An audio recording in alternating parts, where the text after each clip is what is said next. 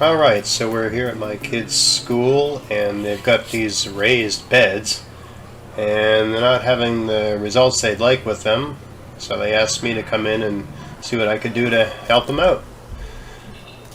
The soil that is in the beds is garden center soil, and it's mostly just sand. So have a look at it here. There's some organic matter in there, but it's primarily sand.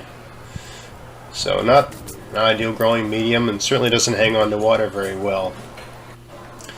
So the plan was to come in here and take all the soil out and turn these raised beds into Hugelkultur beds. For those that are not aware of what Hugelkultur is all about, it's mounds of earth that are piled on top of rotten logs and other decaying plant matter. And it seems like the ideal solution to many of the problems that are associated with raised beds, because one of the problems with raised beds is that they're up in the air and the water drains out of them. The water tends to be down on the ground, and if you've got a raised bed, the water's going to drain out of them. A little section here on how to use a shovel properly. All shovels have a little flange that you can kick down the way I'm doing with my foot there.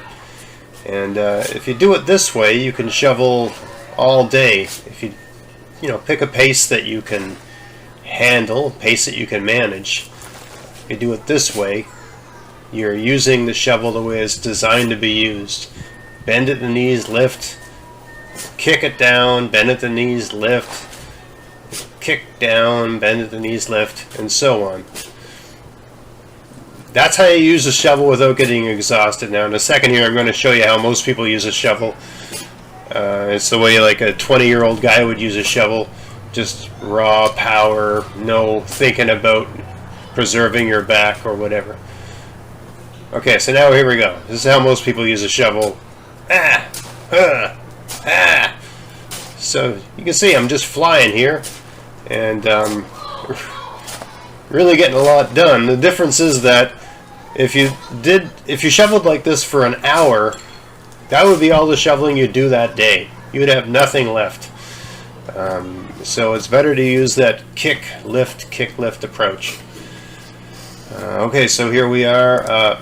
Another thing that I found in this bed was that it had a real it's not a bad not the best camera angle, but colt's foot. There was a colt's foot weed in the bed. That's the colt's foot flower. Colt's foot flowers in the spring, and then first thing it does is flower, and then the leaves come out after the flowers. But it has these huge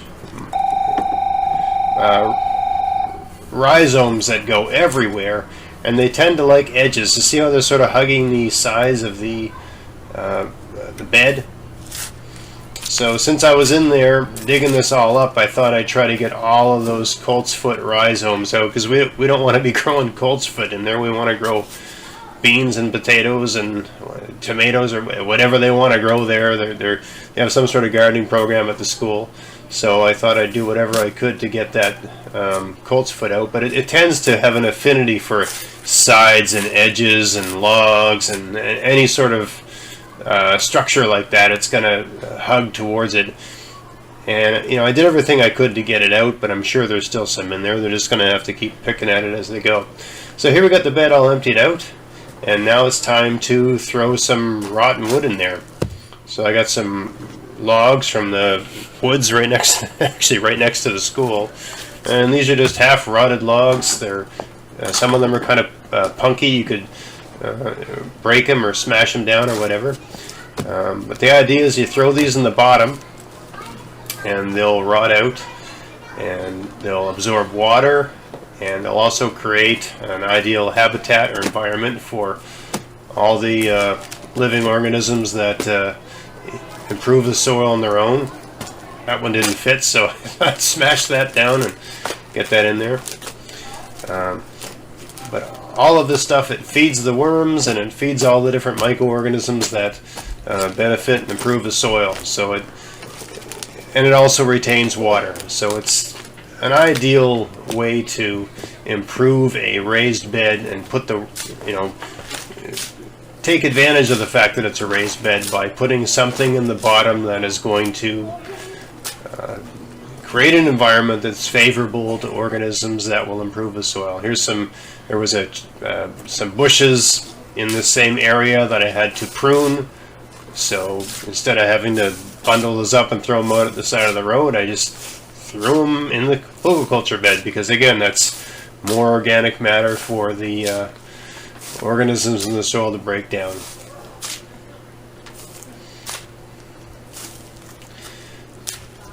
So now you see I'm putting all this soil back in there. In another area, in that gardening area, there was a bunch of weeds that I pulled up, and sod and stuff like that. I threw those in there. I try to put the sod upside down as best as you can, but all of that stuff is going to break down and feed the worms and feed the other microorganisms in the soil, and over time create an environment that is favorable to mycorrhizae and that sort of stuff, all the things that benefit soil. And I'm anticipating much greater water retention. They also had a compost station at the school, and there was a bunch of compost in there. The soil that was in the bed prior to my digging it up had very few worms in it. Very, very few worms. So another indication that the system in that bed wasn't doing very well. There were not a lot of worms, meaning there's not a lot for worms to eat. And also, if there's not a lot of worm activity, there's not a lot of the nutrients that the worms provide for the soil. So we don't want that. We want to create an environment that's really favorable to worms. So this compost had a good number of worms in it, and probably had lots of other good stuff in it. So I threw that in there to give it a bit of a boost. I did this to every single one of the beds in this garden. It was a little bit labor intensive, but anyway, wherever I could, I added the compost to the soil. And I try to spread it out a little bit so that it's distributed evenly throughout the soil. But that's the general approach. And then I put some more of the original soil, the soil that I removed, I threw that back in.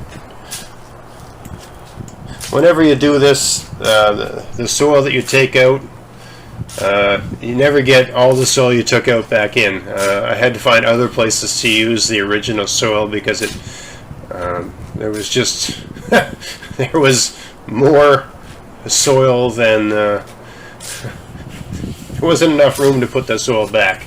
The soil I took out did not all go back in. I had to put it in other places in the area. Anyway, so here we are. I was trying to just work it in a little bit, make sure it's evenly distributed. I jumped on it a little bit to try to get it nestled down around the logs and branches and all that sort of stuff. Not too much. You don't want to, overly compact it or whatever, but I definitely didn't want huge air pockets, because I didn't want the soil to behave in any way that was unpredictable going forward. Here I threw another wheelbarrow full of compost onto the soil just to improve it, increase the amount of organic matter in the soil, improve the composition of the soil so it wasn't to the same extent full of all that sandy stuff. And I just sort of spread that around a little bit.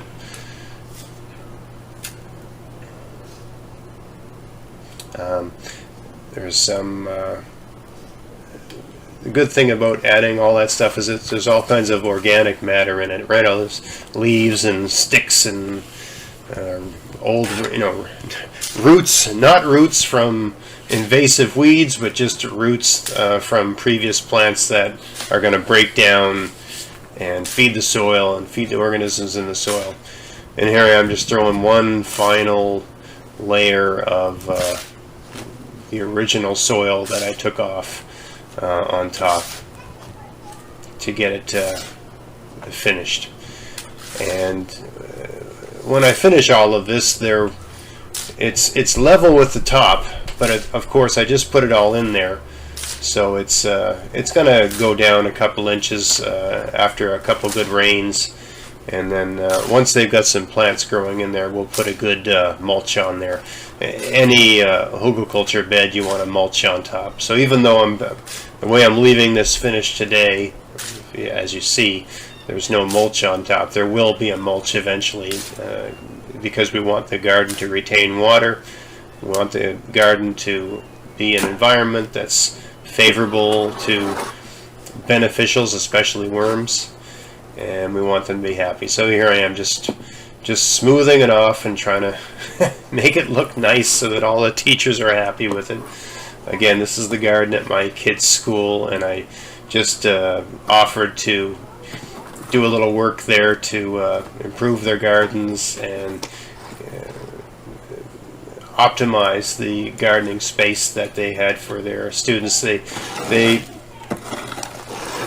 to some extent, as part of their curriculum, for some of their classes anyway, they have gardening units that they do with their students, which I think is just a great idea.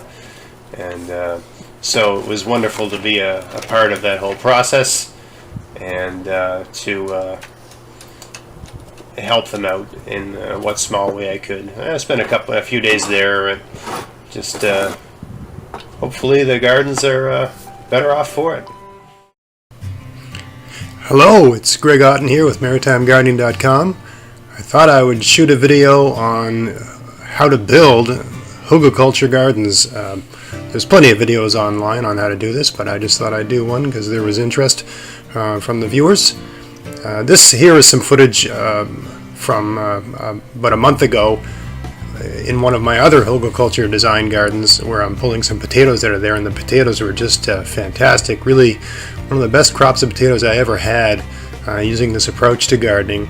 So I thought I'd do a video on how to do that, and how to do it in a way where it doesn't really cost a penny. I'm just using like dead trees and stuff my neighbors threw away to build one. So stick around and have a look at how this goes together.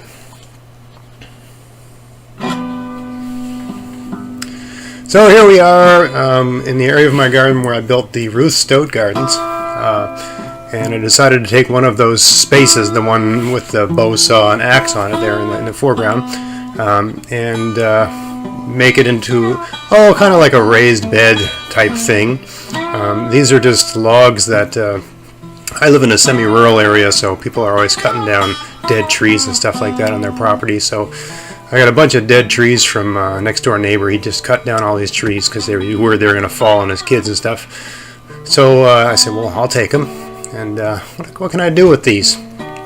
And I had this area, I was growing potatoes here using a Ruth Stout approach. And the lower gardens, the two that are behind me, I used a Hugelkultur, but a lot more work goes into a Hugelkultur garden.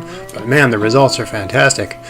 So I thought it'd be interesting to do a video on how to do that, and just using basic tools, and basically using stuff you can source for free if you live in an area where that sort of thing is available. Or you can be resourceful. People throw away timbers and stuff like that on the street sometimes.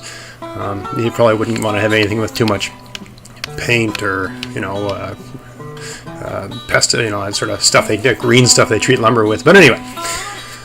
So here I am, just trying to get a sense of the spacing and where everything should go. I'm just using this stick. I'm measuring how far apart the other two beds are, so I can be somewhat consistent. I need enough space between the beds so I can run my lawnmower.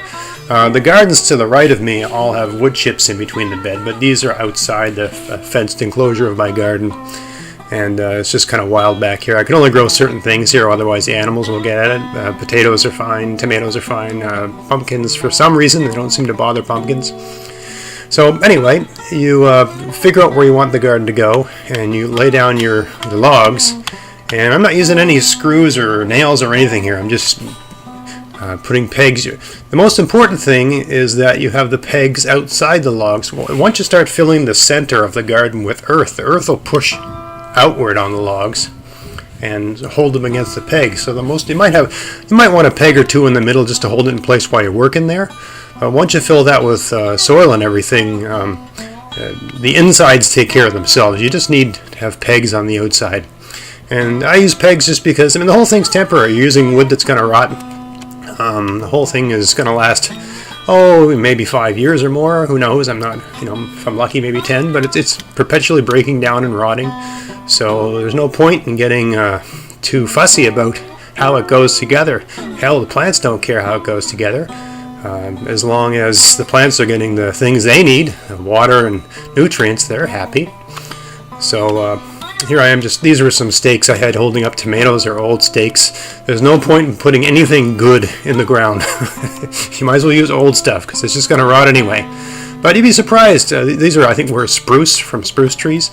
You'd be surprised how long a stake will last. You drive it into the ground. I've always been amazed at how long it takes things to rot when you think they'd rot very quickly because they're not treated with anything. And I don't quite understand that dynamic, but it seems like things you don't mind rotting last forever, and things you don't want to rot very quickly.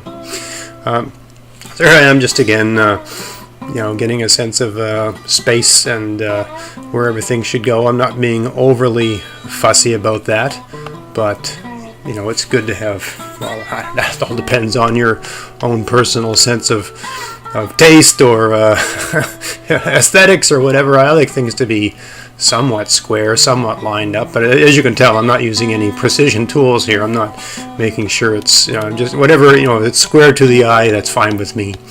I try to make it level. The ground has a bit of a slope. It slopes down to the left there. It slopes forward. The way the camera's face is sloped, where you're facing down is a slight grade, and it also slopes to the left.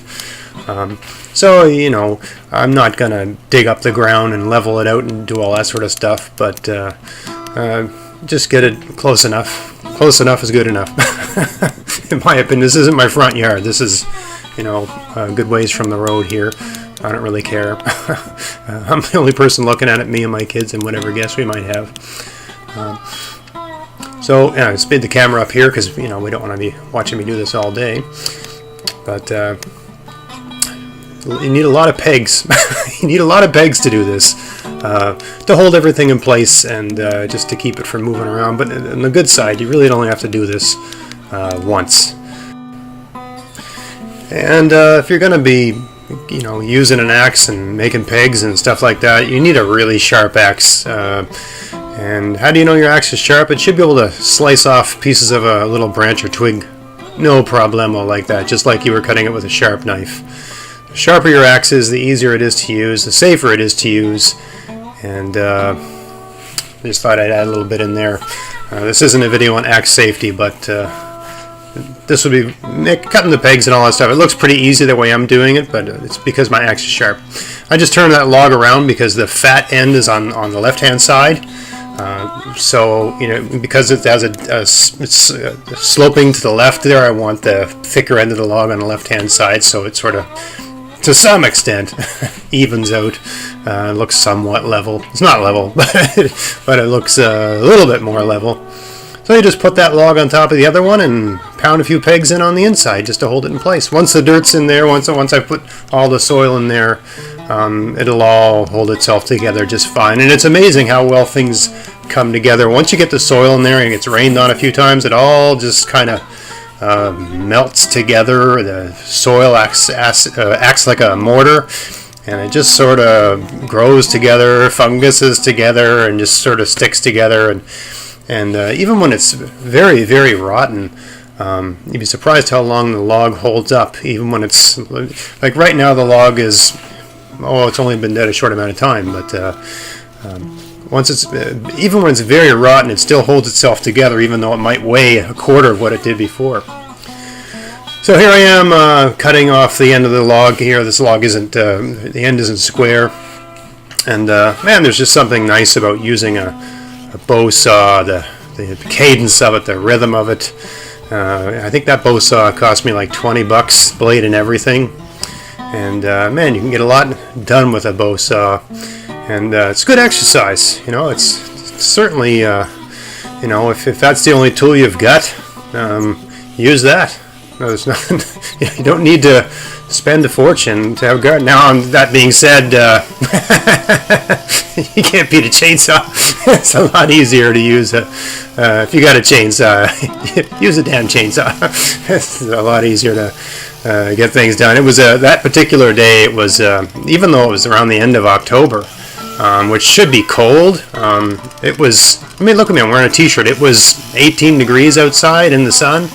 So I didn't much feel like doing everything with hand tools if I could avoid it. So I fired up the old chainsaw. So I'm just stepping the top log in. So I move that in the width of the log. I'm flipping the log over here so that the fatter end is facing downhill, because that'll make it somewhat more level.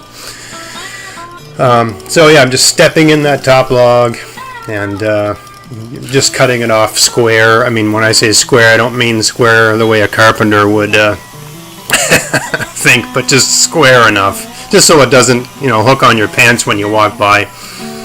I really do think people put way too much thought and energy into how their gardens look, or the aesthetics of the garden. And it doesn't matter at all. I mean, the soil health is what matters. Healthy soil yields productive gardens. So, yeah, man, my mentality is that you should be focused on your soil, healthy soil.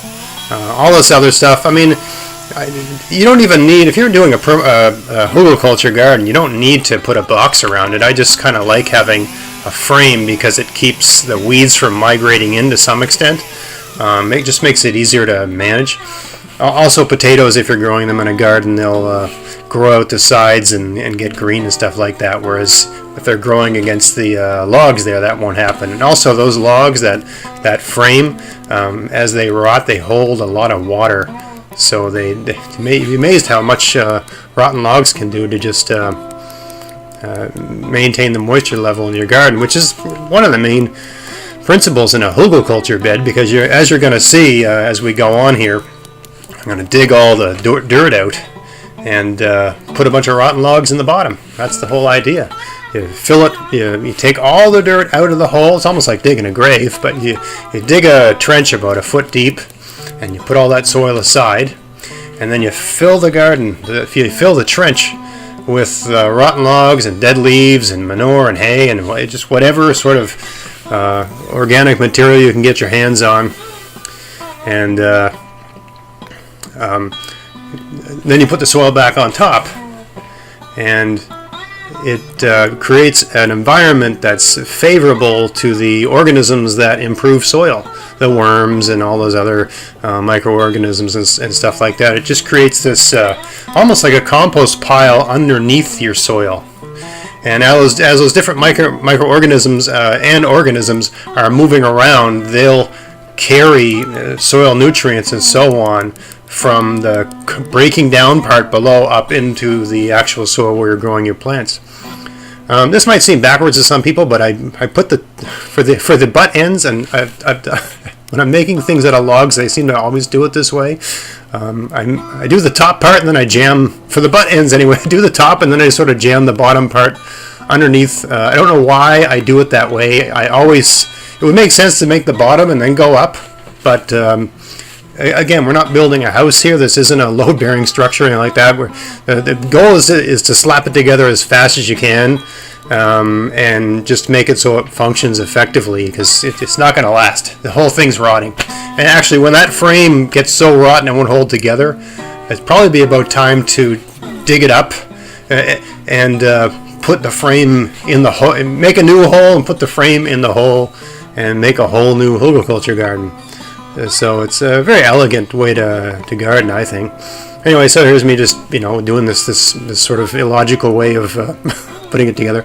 And then what I'm doing now is just taking the bit of soil that was on top there from the previous year's Ruth Stout garden, and just pushing the soil up against the sides, almost like a mortar, just to sort of hold it together and make it a little more snug.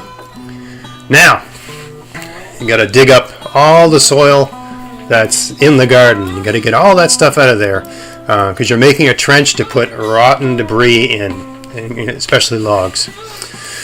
So I started off using the pickaxe because I thought there'd be a lot of rocks. And where I live, Nova Scotia, there's an incredible amount of rocks. There's rocks everywhere. If you take a walk in the woods behind me, you'll see these giant rocks just sticking out of the ground all over the place, almost Stonehenge-like. Anyway, if you were to just shovel the soil onto the grass adjacent to the garden, you would lose a lot of it. It just seems to disappear, and then you have to shovel it back.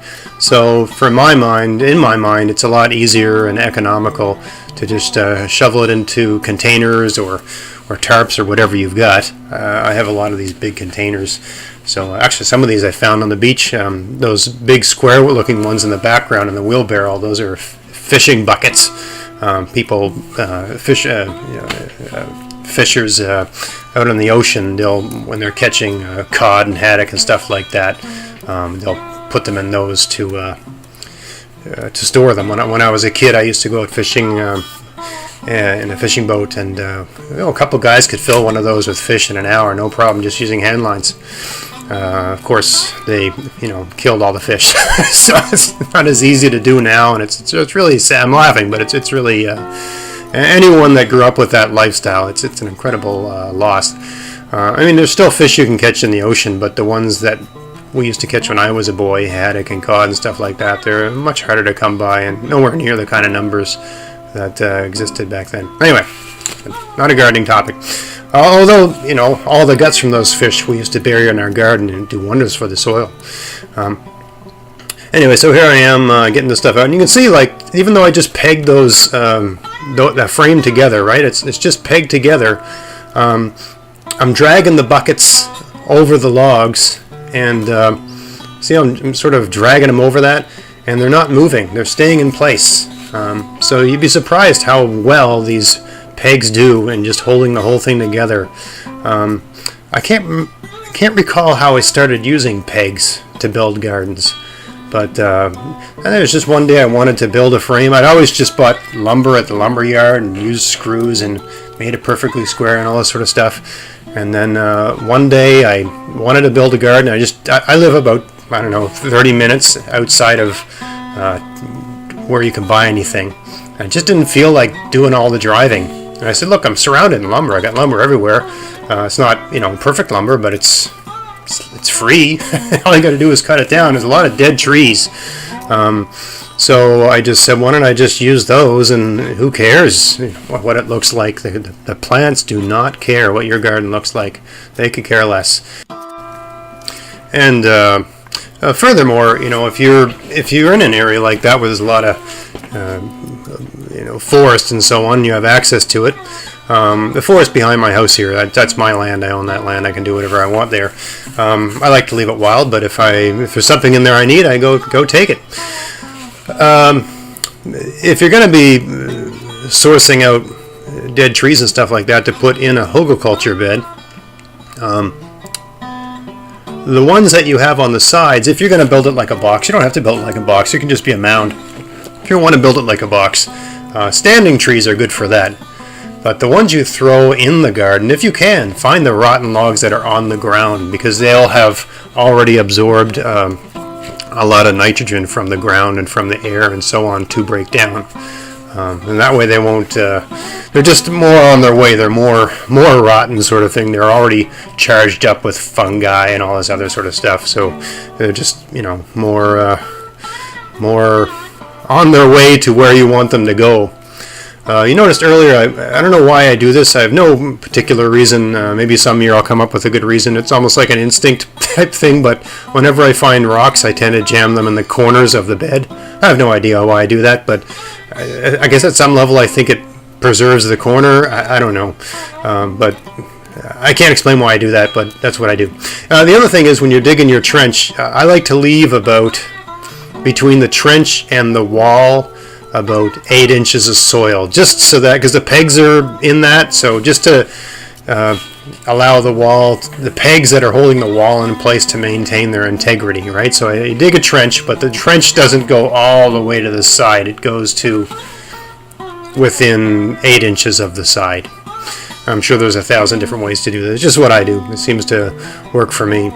The main thing is that you've dug a grave there. It's about, I don't know, that's about a foot deep or 16 inches deep. And there's a good picture of it there. It's about a foot deep, I guess. And that's all you need. You don't need to go any deeper than that. And actually, if you start going deeper than that, the soil isn't, you want the soil from the top is the more fertile soil. And once you get deeper and deeper, at least in this part of the world, it becomes clay. So better off to leave that clay down there. And to some extent, it'll become like a well, right? And water will go into that hole, and it'll soak all the rotten stuff that's in there. And that stuff will just swell up with water, and the garden will never need to be watered. The 2 beds down the hill there where I had potatoes, those were my biggest potatoes this year, most productive plants. Never watered it once, never did a thing with it, never weeded it, never did nothing. Just stuck the potatoes in the ground and didn't come back for 3 months.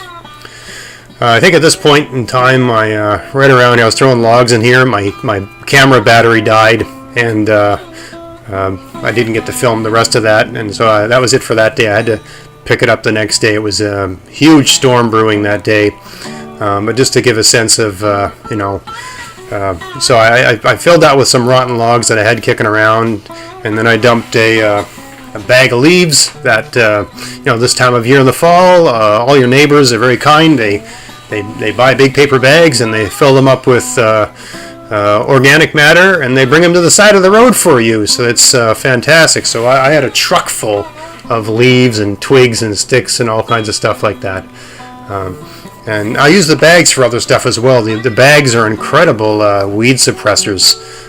So I fold those up and put them aside, and next spring when things start to grow, if I've got a place with weeds or whatever, I'll just put the bags over the weeds and weight them down with some, other stuff. This is, some neighbor had to cut down some ornamental grasses. Doesn't matter what you put in there, it's all going to break down. There's some good green there. That's good stuff. There's some more leaves. So all that stuff is going to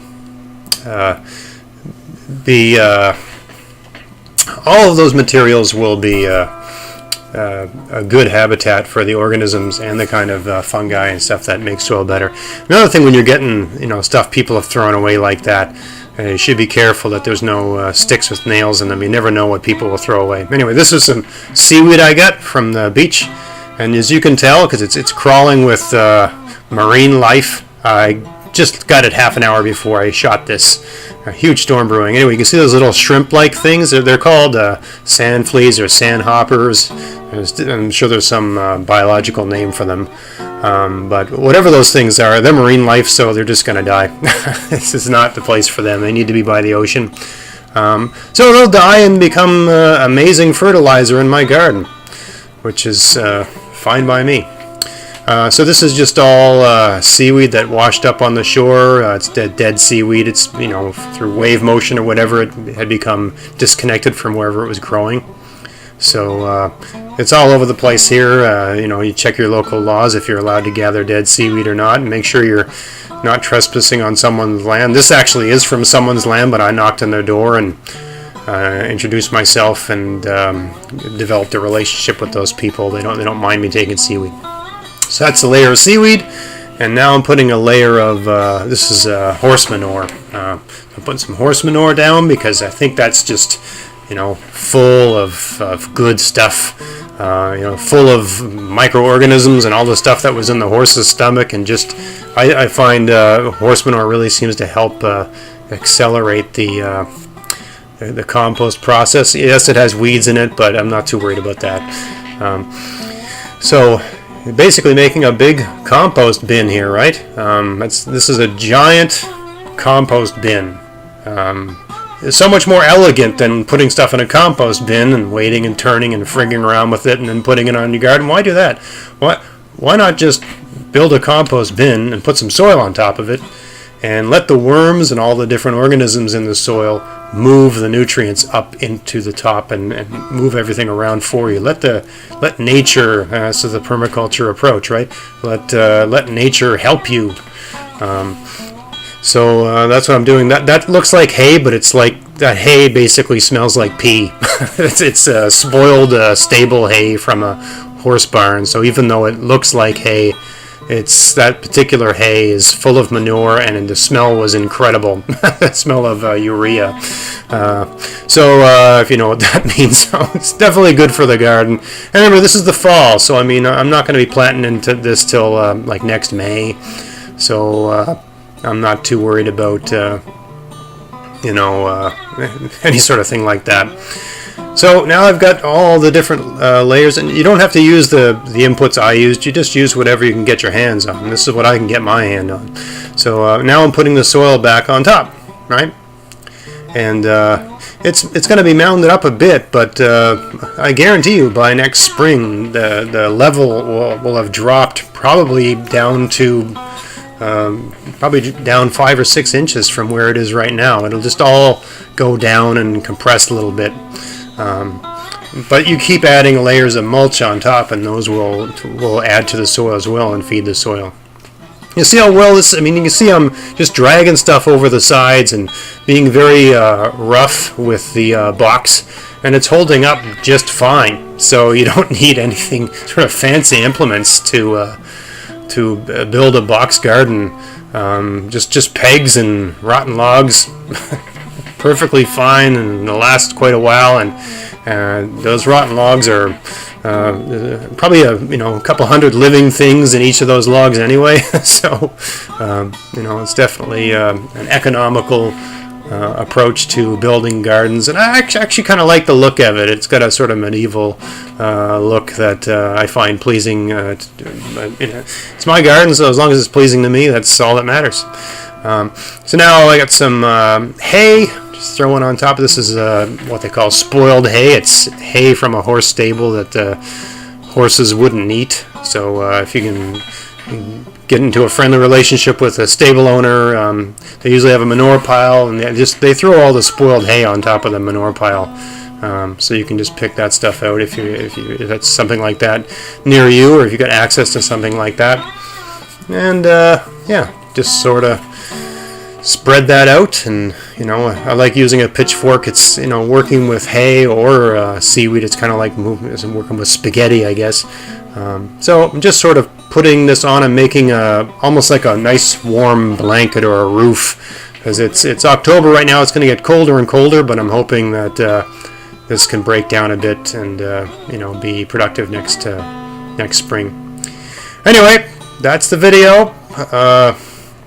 Great place to take a nap too if you're tired from digging dirt. That took about 2 hours start to finish all in. I hope you enjoyed the content. I hope this was useful. If you have any questions, let me know in the comment section. And until next time, get out there, get at it, and have fun in your garden. Thanks for watching.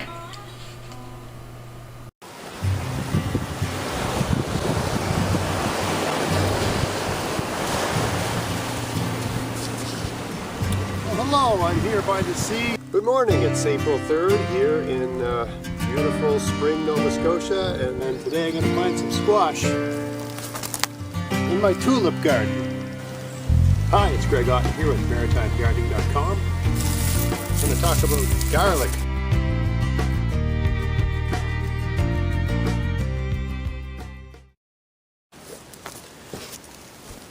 Hey there, it's Greg Otten here with maritimegardening.com. And since I'm doing potato videos anyway, I thought I'd do another comparison. I was digging these up. I'm getting such amazing results, I thought I'd do a quick video. This garden bed here, I built using a Hugelkultur principle. I tried to make it level. It's just nice to have things level. I did use a box. Hugelkultur isn't traditionally a box, but anyway. I dug a trench inside where this box is, about a foot deep, a foot below grade. And then I went in the woods.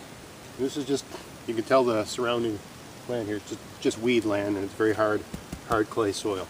I dug that up about a foot deep. I went in the forest over here and got a bunch of rotten logs and stuff like that, and threw them in the trench, smashed them up a bit with my feet, and then I threw some bags of rotten leaves down, and then I threw some seaweed down, and then I put the soil back, and it came up to about this high, I guess. And then I planted potatoes here and then put hay on top as a mulch. And then I didn't do anything with it all summer long. And the potatoes coming out of these garden beds are way bigger than the really easy, lazy beds I grew using the Ruth Stout method. Now the Ruth Stout method, each bed took about 6 minutes to make, whereas this bed took about 2 hours and maybe even 3 to make. So it's a lot of work. But of course I can use it next year and the year after that and the year after that, and all that rotten matter but below will just continue to break down and improve. Also that rotten matter will just get that much more spongy and porous and become a better water retention component of the gardening system. So anyway, I'm just going to dig a couple of these up and show you the kind of potatoes you get when you employ that Hugelkultur, which is also permaculture, but a Hugelkultur principle in a bed. And this box is only 6 inches high. Alright, so I've already dug this part of the garden up a bit. Look at that. That's the size of my fist. And you can see the seaweed. There's a piece of seaweed on there right there. I don't know if it's the seaweed or the Hugelkultur. I don't know if it's the seaweed mulch or the fact that I used the Hugelkultur approach. But the potatoes in this garden are nuts. Look at that. I believe this variety is a Kennebec because they have those little tiny white dots on them. But I have never had Kennebecs this big in my life. Never even close. Huh, another one.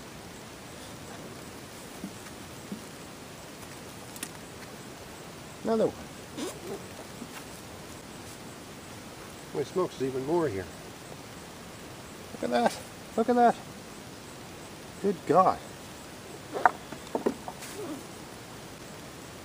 These are easily a personal best for me. So, I mean, it was worth the time and effort it took to build these. I don't have to do that again. These are ready for next year. I can plant whatever I want here. Another one. Look at that. So these are much bigger than the Ruth Stout ones, for sure. And that variety, Kennebec, they're not,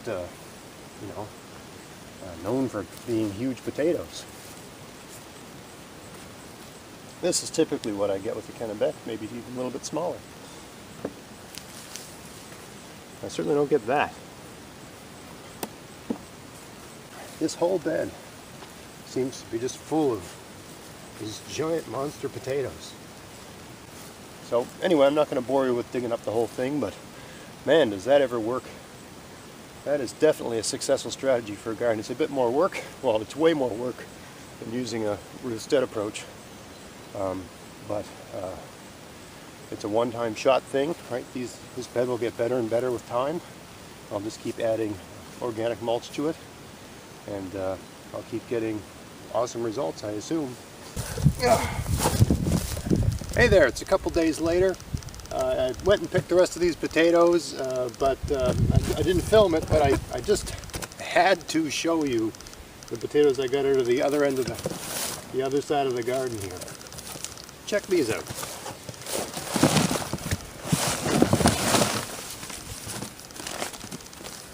Look at the size of, I'm 6'4", I got a big hand. And that potato is about 4 inches across. I mean, that's like the size of a softball, right?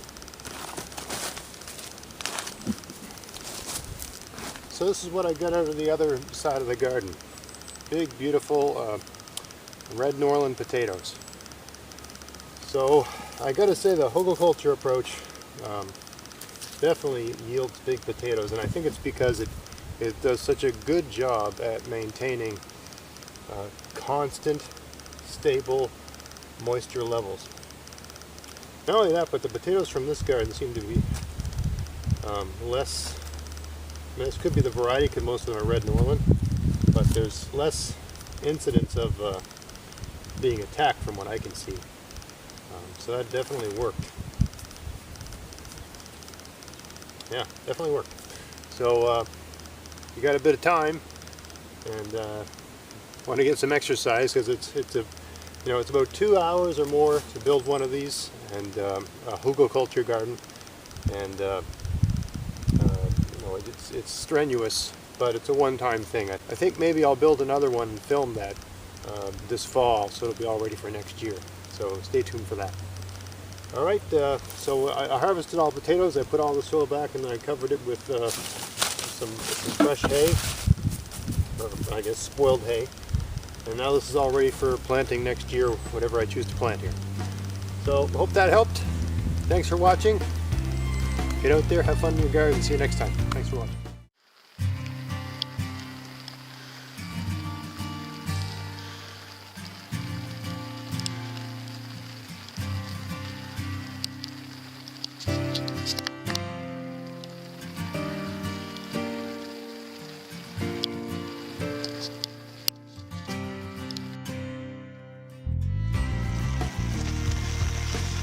Hey, it's Greg Odd here at maritimegardening.com, and it's raining. It's a drizzly, snowy, rainy Saturday morning here in beautiful spring Nova Scotia. We're 1 week into April here, and it snowed last night. Don't let that get to you. Just carry on. Keep calm and garden on. I got some work I got to do here, so I'm going to get at it. And I thought I'd just bring you along with me and talk through some of the stuff I'm doing here to answer questions I've had before, and just do a little more explanation on this whole Hugelkultur thing. I got a garden bed right here, that just an ordinary bed. I built a box and put down some horse manure and some really well composted horse manure and started growing stuff in this a number of years ago. And for whatever reason, I decided to transition this into being a bit more of a Hugelkultur bed, mainly because the manure is breaking down and it's getting lower and lower, and I don't want to buy any soil. So I thought, well, why don't I just put some stuff underneath and bring it back up, right? And the stuff underneath will feed the garden. So I've already done the half where your camera is where you are. I did the other side of the garden one night after work. I love to come out in my garden when I get home from work. I get home, have some supper, put on my jeans, come outside. And this time of year, I pretty much work till the sun goes down. There's always something to do. There's nothing I particularly have to do. It's usually improving, optimizing, and stuff like that. I find it relieves stress, and it's just a good form of exercise and so on. I'll come out in the evenings and just chip away at things, and that's what I like to do. So this bed didn't need any work. I just thought I would do this to sort of optimize it a bit. So that side's done. I'm going to work on this side. Have a watch, have a listen, and hopefully I can discuss a little bit more about this whole Hugelkultur thing. There's a lot of literature and discussion about this online. I think it tends to be greatly exaggerated in terms of the complexity. It's a pretty easy thing to do. You just dig up some dirt, put some stuff in the hole, put the dirt back. That's pretty much it. And by virtue of that, the garden gets better. That's about as simple as I can put it. So have a watch here, and we'll just work through this. All right, so I've already done this side of the garden. I'm going to work here today. This garden froze solid last winter, and before I got to mulch it. So as a last-ditch effort, I covered the entire surface with like pretty much raw horse manure, which I thought would maybe heat up the top layer and melt it out a little bit. I didn't want this to freeze up so bad. I wanted to get this covered and not frozen. Made no difference. I was just too late with everything. So this spring, I had plastic over here, and I thawed the soil out. All the beds in my garden that weren't heavily mulched or covered in some sort of layer of plastic, they're still all frozen right now. So this one's thawed because I had two rectangular plastic frames put over this to let the sun in but try to keep the heat from escaping.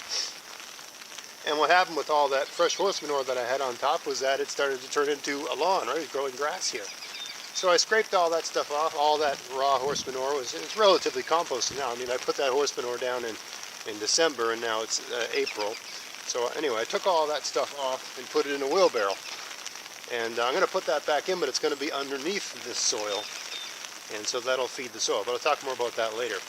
So what I got to do right now is get this dirt out of here, right? So let's just shovel away.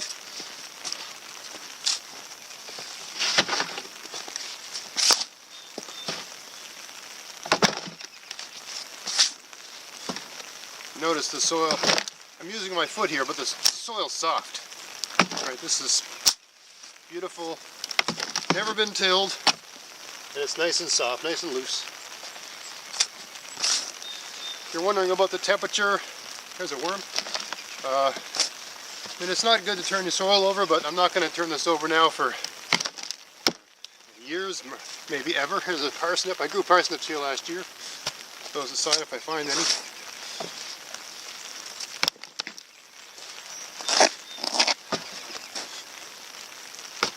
I'm not using my foot in the shoveling because the soil's hard. I'm just doing that to save my back. I find if you, the shovel's got a little folded over thing here, like a plate. It's there for your foot, right? Your back will last a lot longer if you use your foot to do the shoveling. And also if wherever you're putting the dirt isn't far away. If I was shoveling here and twisting my back and putting the dirt over here in a wheelbarrow or something like that, if I did that over and over and over again, I would really wear my back down.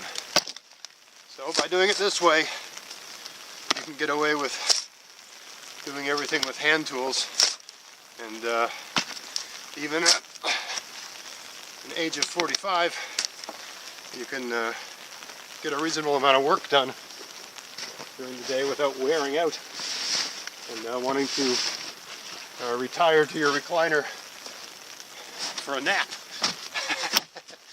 That does happen eventually.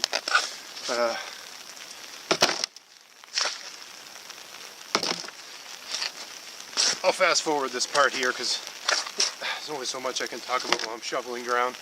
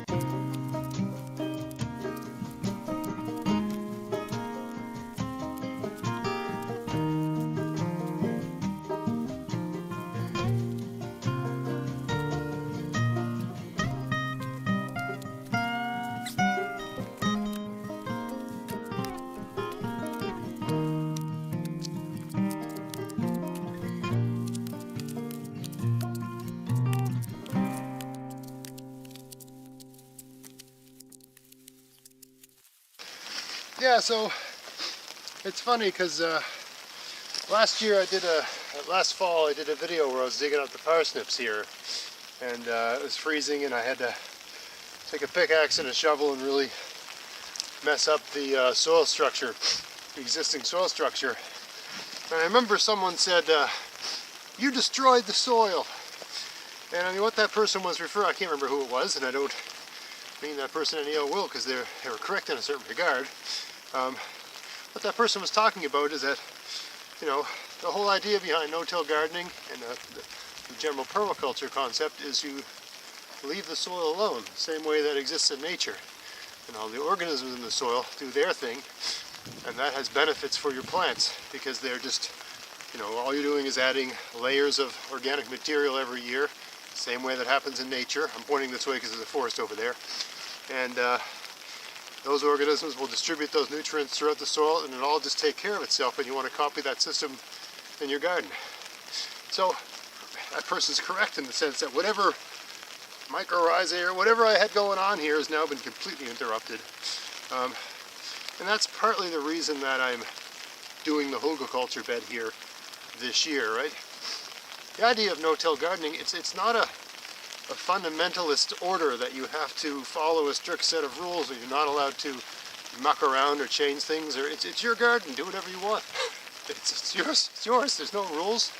You're not going to get excommunicated or shunned from the community. If you are shunned from the community, I would, you know, you've probably been, if there's any community that shuns you for bending the rules a little bit about this, you're probably better off. So, that's my opinion anyway. So now that this is a Hugelkultur bed, I won't be turning it over or doing anything in here for quite some time, right? If at all, if ever, right? Hopefully this just lasts a very good long time. But that's my general point. That person was correct, but on the other end of it, that gave me the opportunity to transition this bed into being a Hugelkultur bed, and there's so many benefits to be had from that over the long term. It's worth it. I mean, if you're building a Hugelkultur bed, you have to disturb the soil to to make that happen, right? You got to dig all the soil and put it back in. So let me just explain what I just did here and why I left a little piece here undone. So I've dug up the soil down about as far as, I'm down to where it's getting really hard to dig. Like it's getting very, very clay. You can tell by the color. If you know anything about soil, this is it's clay, right? I can shape that into a ball if I want. So it's really deep as I want to go. And in fact, right here, I'm sort of constrained because there's a buried tree here, which is fine. So, like you really can't go much further. And the reason I stopped here is because I left a handful of parsnips in the ground, the bigger ones, last year. And I'm hoping they'll come back and go to seed, and I can use those seeds. So I'm just going to leave this end of the garden alone. And they, if they survive the winter, and if they're doing okay, I noticed some of them have rotted, probably because we just had such an unbelievably wet winter.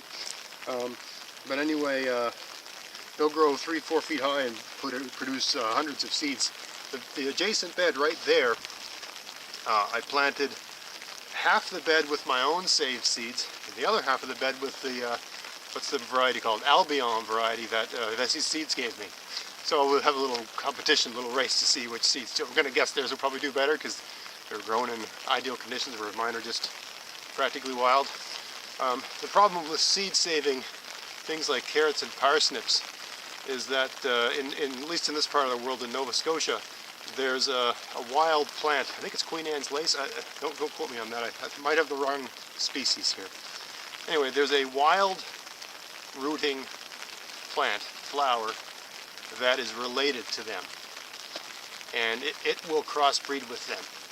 So you could have beautiful red, juicy, tasty, sweet carrots, and you save the seeds from them, and the next year you get this bitter white thing that doesn't taste like carrots at all. I can't remember the name of that plant, but if you ever pull it, it's got this, the seeds on it look, when it goes to flower, it looks identical to the way a parsnip looks when it goes to flower. And if you pull the root out and break it and smell it, it smells like a parsnip root.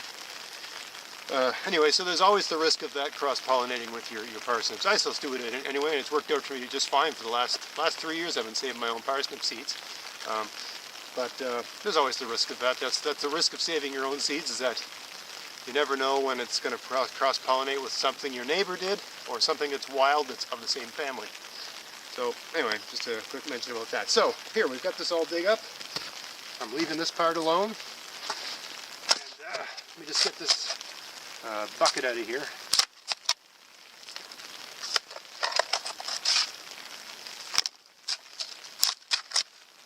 That's probably going to weigh, a couple 100 pounds.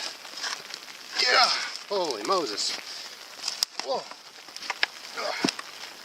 That was not smart. That's heavy.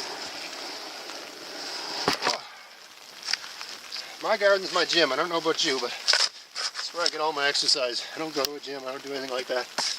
I just come out here and find something to do. I never seem to run out of things to do out here. And I try to do all the heavy work this time of year when it's reasonably cool outside and there's no black flies or mosquitoes or horse flies. I've got every kind of blood-eating, flesh-eating fly you can imagine out here.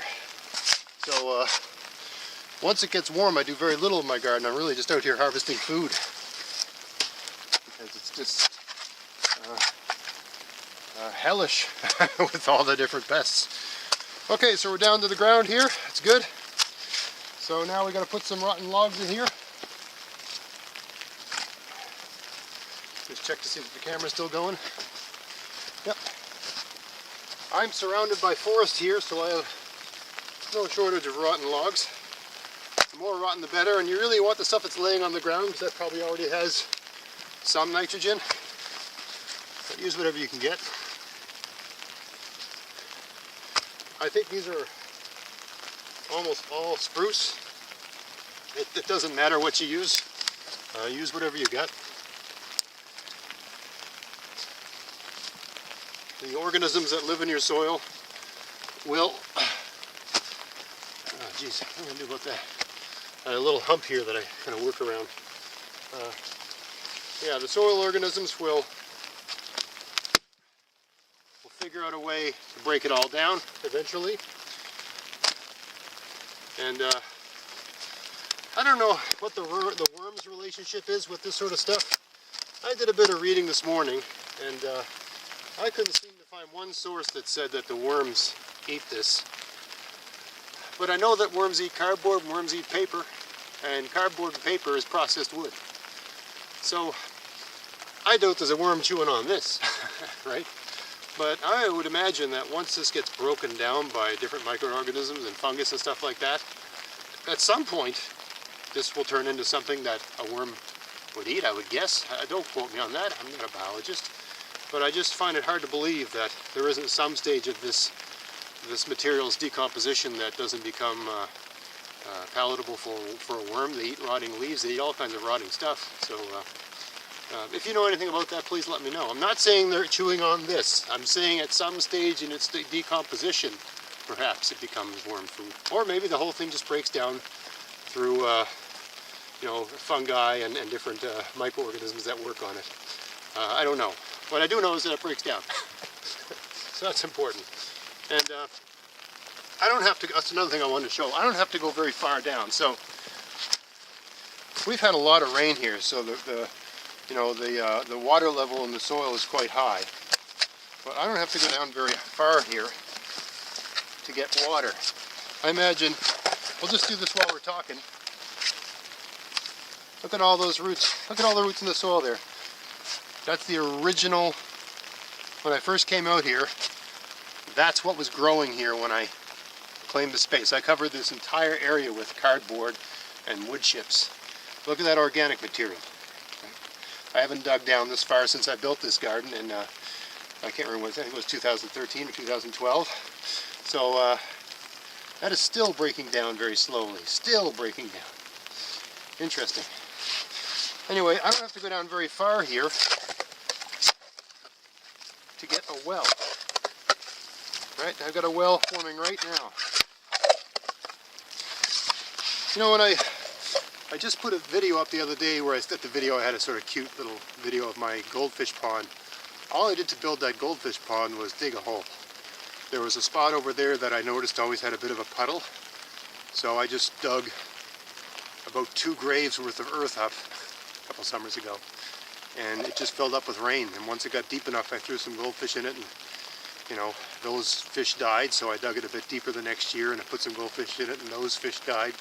So I dug a little deeper. Now this winter they seem to have survived, but relatively speaking it's been a relatively mild winter. And there's been a lot of rain this winter, so that might have kept the water levels up, and that might be the only reason they survived. And even then, at least 4 have died as they come out of the muck, as this soil thaws out and stuff like that. The dead ones seem to be rising to the surface, and they've been dead for a while from the looks of things. Anyway, my point is that water's not a problem, right? So here I've got water, right? Right? So I don't want to go down, there's no point in digging down that deep because that's just all water. But the advantage of having this wood here is that this wood, as it rots, becomes, you know, if you've seen a lot of rotten wood, it becomes very sponge-like. And it will, through capillary action, absorb that water. And also when it rains, as it rains, the rain will hit the surface of the soil, and it'll go down, and this wood will get saturated, and it'll absorb water. So unlike the soil, which the soil hangs on to some water, and if your soil is highly organic, it'll be better at hanging on to water. But these hold on to water like you wouldn't believe, right? Just because of their structure, their cell structure. It's a sponge, right? And it becomes more sponge-like for a number of years. Really rotten wood is even, you can, smush it like a sponge. So that has direct benefits for whatever I'm going to plant here, right? There's going to be a steady, constant level of moisture. If there's a lot of rain, this will displace it, right? It'll all just work out really well. On top of that, as this stuff breaks down, the nutrients that are in all the rotten stuff, I'm going to put some table scraps in here. I got a wheelbarrow full of manure, and all the nutrients that are in this wood and all that other stuff is going to gradually become bioavailable to the plants. You know, if you think about it, if you go out and look at your lawn, you got grass all over your lawn, you're a human being, you can't eat grass and, you know, digest it and live, right? Your body isn't built to handle green grass. But if a cow goes and eats all the grass on your lawn, you can kill the cow and eat the cow, and you'll get the nutrition from the cow. So, or any herbivore, any really, you know, well-developed a herbivore of that family with all those, their stomach is designed to break down things you just can't break down. So it's the same thing here. The plants really can't make much use of this wood, but after the microorganisms that exist in the soil have gone to work on the wood and they've pooped out whatever they poop out, then whatever was in this wood, conditioned by the organism, becomes available to the plant. So that's why we do this. Aside from the fact that we get the improved water retention and water displacement, we also get the advantage of this is going to gradually fertilize the soil over time. And when the roots, think about your plant roots, right? You plant your plant at this level up here, but as the roots get longer, deeper into summer, the roots are going to be reaching down here for water, and this rotten wood is going to help them get that water, so you don't need to be out here watering all the time in the summer. So there's so many advantages to using the Hugelkultur approach. The only drawback is that it's relatively labor intensive, but you know, if you want to stay in shape, it's a great way to stay in shape, you know. So I plan over time. Nothing inside my garden enclosure here, I don't think. There's one bed that's a Hugelkultur bed. I built a number of them last fall outside the garden enclosure, but really nothing in here is Hugelkultur, I don't think, except one bed over there. So maybe I'll just, one bed a year, I'll do this. Right? Everything still grows great here, but it's just, the science behind it makes so much sense to me. I say, why not? If I've got the time and I feel like it, why not, right? And this was a unique situation where I'd already messed it all up anyway, so it seemed like a good opportunity to go to work on it. All right, so let's throw a few more logs in here, and then we're done.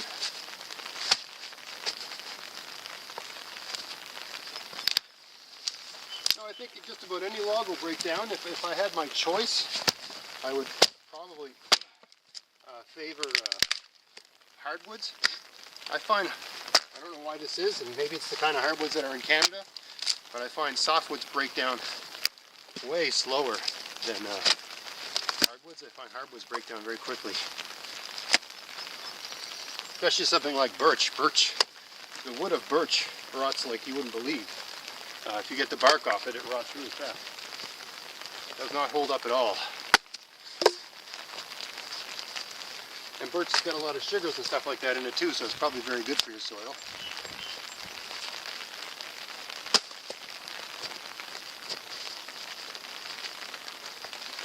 Alright, so we got that all in. Now we'll just give it a good stomp. To get everything down in there. Just to help everything out and have it as flat as it can be. This is a great thing to do with your kids if they're around. Kids love jumping on stuff, and even if you're a grown-up, jumping on stuff might make you feel like a kid again. Okay, so there's our wood. Where did I put those table scraps?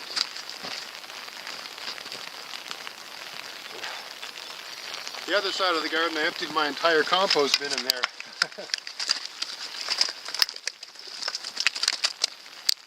Anyway, there's some goodness. Now, how am I going to get that manure over here? How am I going to get in? I don't want to move these, it's just too heavy. Maybe this way. How heavy is that? Oh, my goodness. Chalky this down here. Whew. A lot of ground. Alright, so I got some manure here.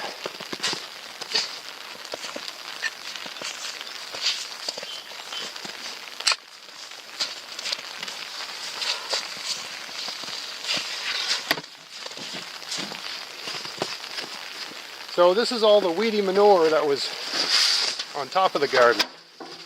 Had grass growing on it and all that sort of stuff.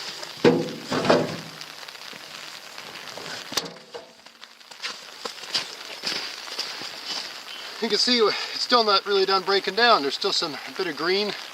Now when horse manure turns all brown, it's broken down. But I mean, it's been on here since December, so most of what was in the soil, or in this manure, like all the urea and all that sort of it, would have been pushed down into the soil with the rain and so on.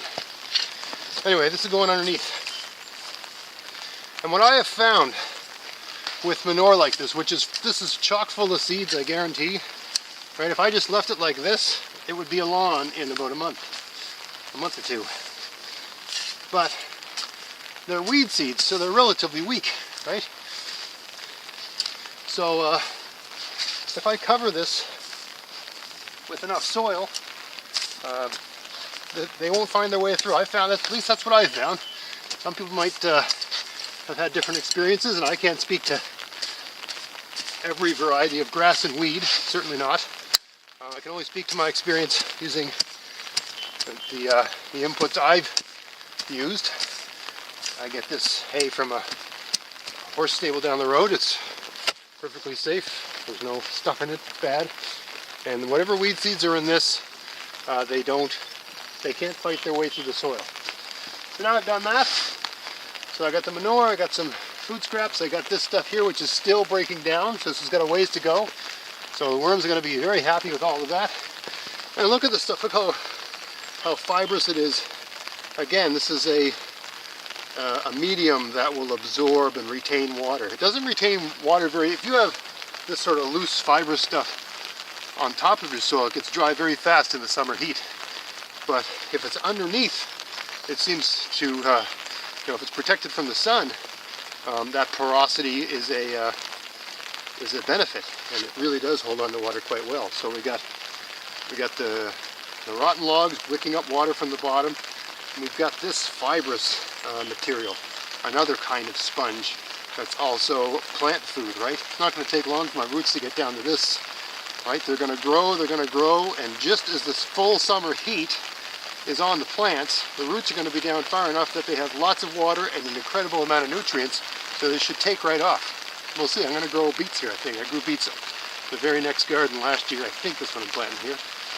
I had reasonably good beets, but they could have been better, so we'll see how the Hugelkultur bed, what kind of effect that approach has on beet growing. Alright, now we throw this stuff back on. It's the easy part.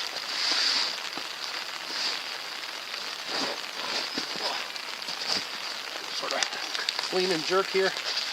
Yeah. There we go.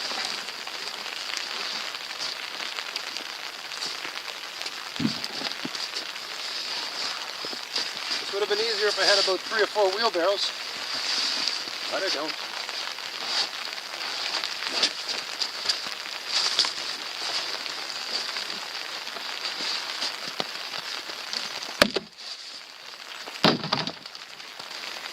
I think I'm going to shovel a bit of this out first because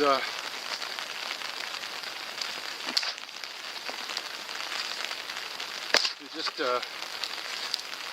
crazy heavy, to say the least.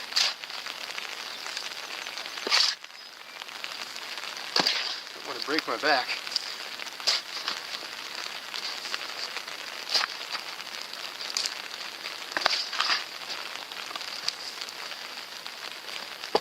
In a way, this is,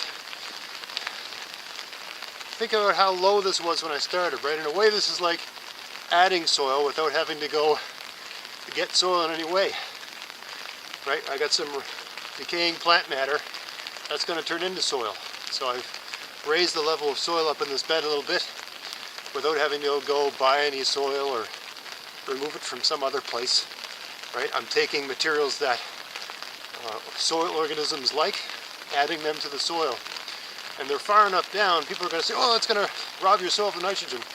They're far enough down that that's really not a problem, right? They're going to get what they need, but they're not going to be stripping it out. If I had that much rotten wood and I ran it through a chipper and I tilled it into my soil, that would be a disaster. but the fact that it's down underneath there, also it's covered in a whole bunch of manure. There's enough nitrogen there for everyone. Okay, everything's going to get the nitrogen it needs. It's all going to work out fine. Don't worry. Right? All right, let's see if I got the run to get this thing up in here. Oh my goodness, this couldn't be more awkward to do. There we go. All right. Move that. I just had that piece of wood there because that's where I stopped. Done. Now I'm going to have to use a shovel for that too. Oh my goodness. A little bit of advice for all you 45-year-old guys. You're not 25. There's something, I don't know if women are this way, but certainly I can speak to males. There's something in the male psyche that fools it into thinking it's 20 forever. And man, I've thrown my back out enough to know that I ain't no 25, that's for sure. You're doing something that you used to be able to do when you were 20, and all of a sudden you feel this pop in your lower back, and then you're paralyzed for a couple weeks or more, and looking to get some awesome drugs or something to deal with that. Oh, there's still some stuff in here. Let's scrape that out. I don't want to waste anything. A couple worms.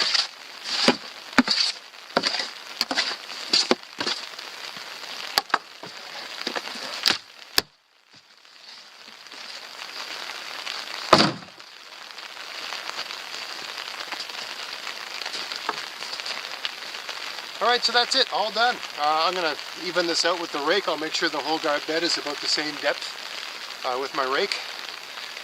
It's too rainy and too miserable to plant anything today, but I do intend to plant my beets here. Now it's a bit early for that given the conditions, but I'll have some plastic over it, and that should speed up everything and protect them from the elements and get me a few weeks ahead. Right? So that's, if where you are is nice and warm and you're not dealing with this, everything isn't covered in snow in April, and it doesn't get below zero every night in April and all that sort of foolishness, and you don't have sun, right? If it's overcast all the time, you got to use every little trick you can to get the most out of your land. That takes a bit more, can take a little bit more elbow grease, but on the good side it requires the elbow grease when it's nice and cool outside and there isn't any flies. So my goal is to be done all the hard stuff when the black flies show up, which is mid to late May.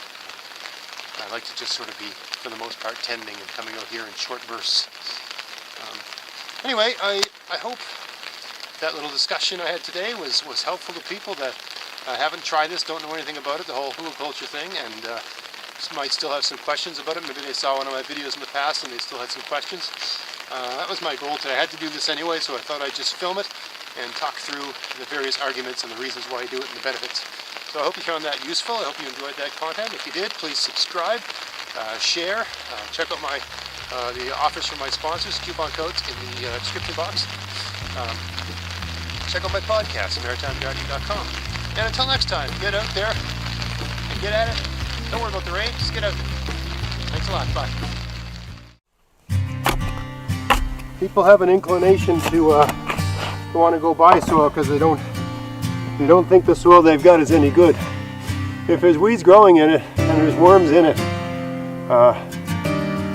probably halfway as good. Might be a bit acidic.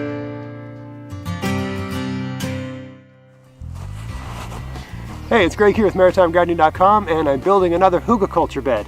And I thought while I was building it, I would sort of explain what I'm doing, talk through the process, and also speak to issues of soil. I just did a garden very recently called Location, Design, Soil, or something like that. It was advice for the new gardener on location, design, and soil, I think was the title. The thumbnail says Location, Design, Soil. Anyway, in that video, I got on a diatribe about horse manure because I used it in a lot of my garden beds here. But you know, in recent years, most of the beds I've built in the garden, I've built using the Hugelkultur method. That's the idea where you have a garden space, you define a garden space, You take the soil out, basically dig a grave, fill it up with wood and stuff like that, or rotten logs and yard waste and things like that, and then put the soil back on top. So it's basically a compost pile with a garden on top of it that composts very slowly, maybe over 10 years. And while it's composting, it's sucking up water, and the rotten wood becomes sponge-like and holds a lot of water. And so it really, for me, pretty much eliminates the need to have to water that garden for the majority of the garden season. So I'm doing that right here. And I've done videos where I've built Hugelkultur beds before, but since I just did a video where I was talking about soil, I thought while I was building this, I'd explain what I'm doing as I'm doing it, and I'm going to do the whole thing in real time to show you how long it takes, instead of speeding things up, and just talk through it, because it's a nice day and it's not too windy and I can actually have the camera going here. So let's get started with no further ado. So I've got a bed here, and I don't know if you can tell, but there's a bit of a grade here, so it's basically uphill that way, right? So what I've done is this side of the bed is sitting right on top of the soil, and this side of the bed I basically with a pickaxe sort of dug it out a little bit, and I got this side maybe 3 inches, the 2x6 is only 3 inches above grade on this side, and it's all of it's above grade on this side. Now I'm going to add, I have sand pathways in between my garden, so I'm going to buy a bit more sand, and I'm going to add some sand all the way around this. So the whole thing's going to be sort of, it's going to have sand up to it like this. The whole thing's not going to be sitting on top of the sand. It'll be submerged relative to the sandy pathway, but it's going to be sitting on the actual, substrate, or whatever you want to call that, the base, the foundation, or whatever, the actual soil that the sand is sitting on. So this side is sitting on that soil, and this side here is sort of dug down a little bit, just so it's still not level. This bed has got a downhill grade to it, but it's not as steep as the downhill grade that it's sitting in. So I could have brought this side down a little bit more, and I could have brought this side I was going to leave like this, but I could have brought this side down a little bit more. But it doesn't have to be perfectly level. The more level you have it, the better, and ideally it should be perfectly level, but sometimes you just got to get stuff done, right? And a slight grade isn't really a big problem, and especially so if it's a garden where you're going to be sowing seeds all the time, and you're worried about water runoff, moving the seeds around, really tiny seeds like lettuce, that matters to an extent. This is going to be a perennial garden. I'm getting some partridge berries. For those that don't know what they're called, lingonberries is another term for them. I'm getting them from a nursery in Ontario called Whiffletree Farms. Just giving them to me for free to try them out. So a little shout out to them, a little plug for them. And they're going in this bed right here. So it doesn't really matter that it's a bit tilted here, because I'm just sticking, they're going to give it to me in a pot, or I don't know if it's a pot or a whip or bare root. I'm not exactly sure how I'm going to get them. I think they're probably going to arrive soon. So, yeah, I got to get this bed ready, and it doesn't really matter that it's got a bit of a tilt to it, but I thought, I brought it up a little bit, so it's a little bit level. So now, basically, I was out here last night with my daughter, just doing that sort of leveling exercise, and getting the major weeds and rubbish and stuff out of the garden. Yeah. So, this box here has all the weeds and rubbish and sticks and roots and basically everything that's rough that was in this soil, everything I could find, and if I find anything else I'll throw it in there. So I'm going to dig a trench. Once I get all the logs out and stuff, I'm going to throw all the stuff on top of the logs, and then I'll put maybe some leaves on that, and then we'll put the soil back in. That's the process, right? So nothing really goes to waste. Everything will rot. It's possible that some of that root material will find its way up through, but I sincerely doubt it. So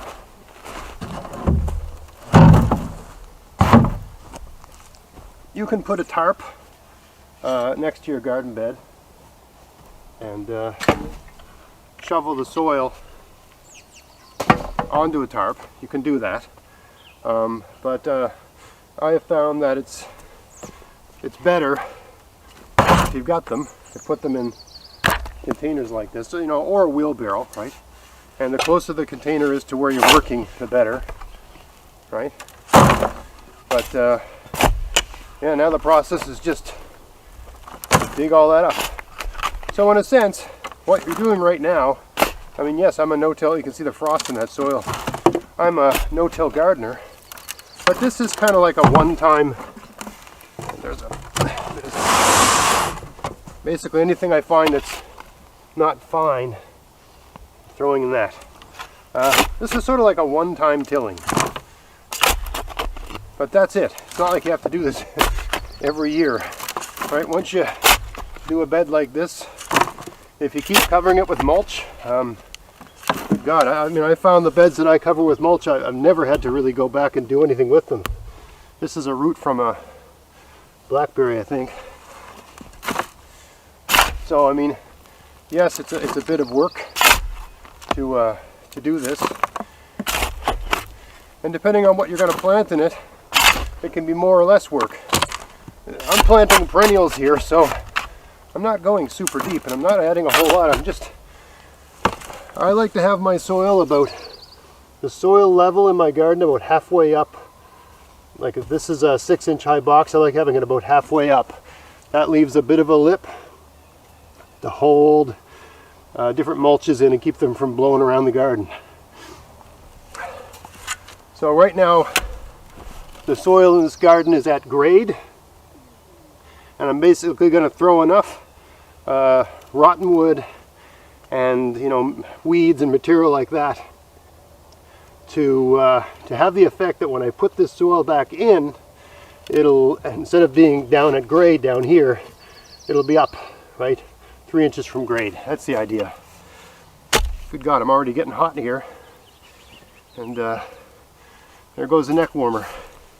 It was around 1 degree Celsius this morning when I woke up, and now when I went out the door it was 3, and boy, it might be 4. Might be 4 already by the feel of it. I'm thinking of losing this toque already. So last night I pickaxed this a little bit, so you know, a little bit easy to work with. In that video where I was talking about soil, I really went on and on about horse manure, to the extent that I got a lot of questions about, well, people said, what if you don't have horse manure? And I said in the video that you don't need horse manure to have a good garden. And I alluded to using this technique, but I didn't really go into much detail discussing it. Good God, I gotta peel off a layer. I'll be right back. So one thing I love about gardening is just the exercise you get. I mean, let's say it's 4 degrees Celsius outside, and all I got on right now is a super thin wool sweater and a t-shirt, a cotton t-shirt, and I'm on the verge of overheating, and I haven't even done much yet. So anyway, let's move this guy out of the way.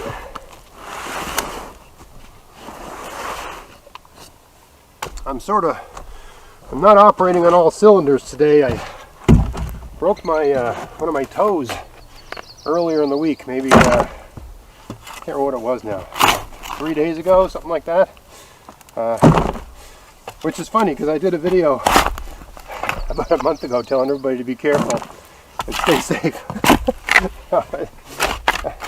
So for those that are curious, what happened was that I was getting something out of my garage, and I had a crowbar hanging off a hook in there, and it wasn't really properly hung, I guess, and the crowbar came loose, fell to the ground, and you know, crowbar has one end sort of like a hook and the other end's like a chisel. Well, the chisel end landed on my right foot on the toe right next to the big toe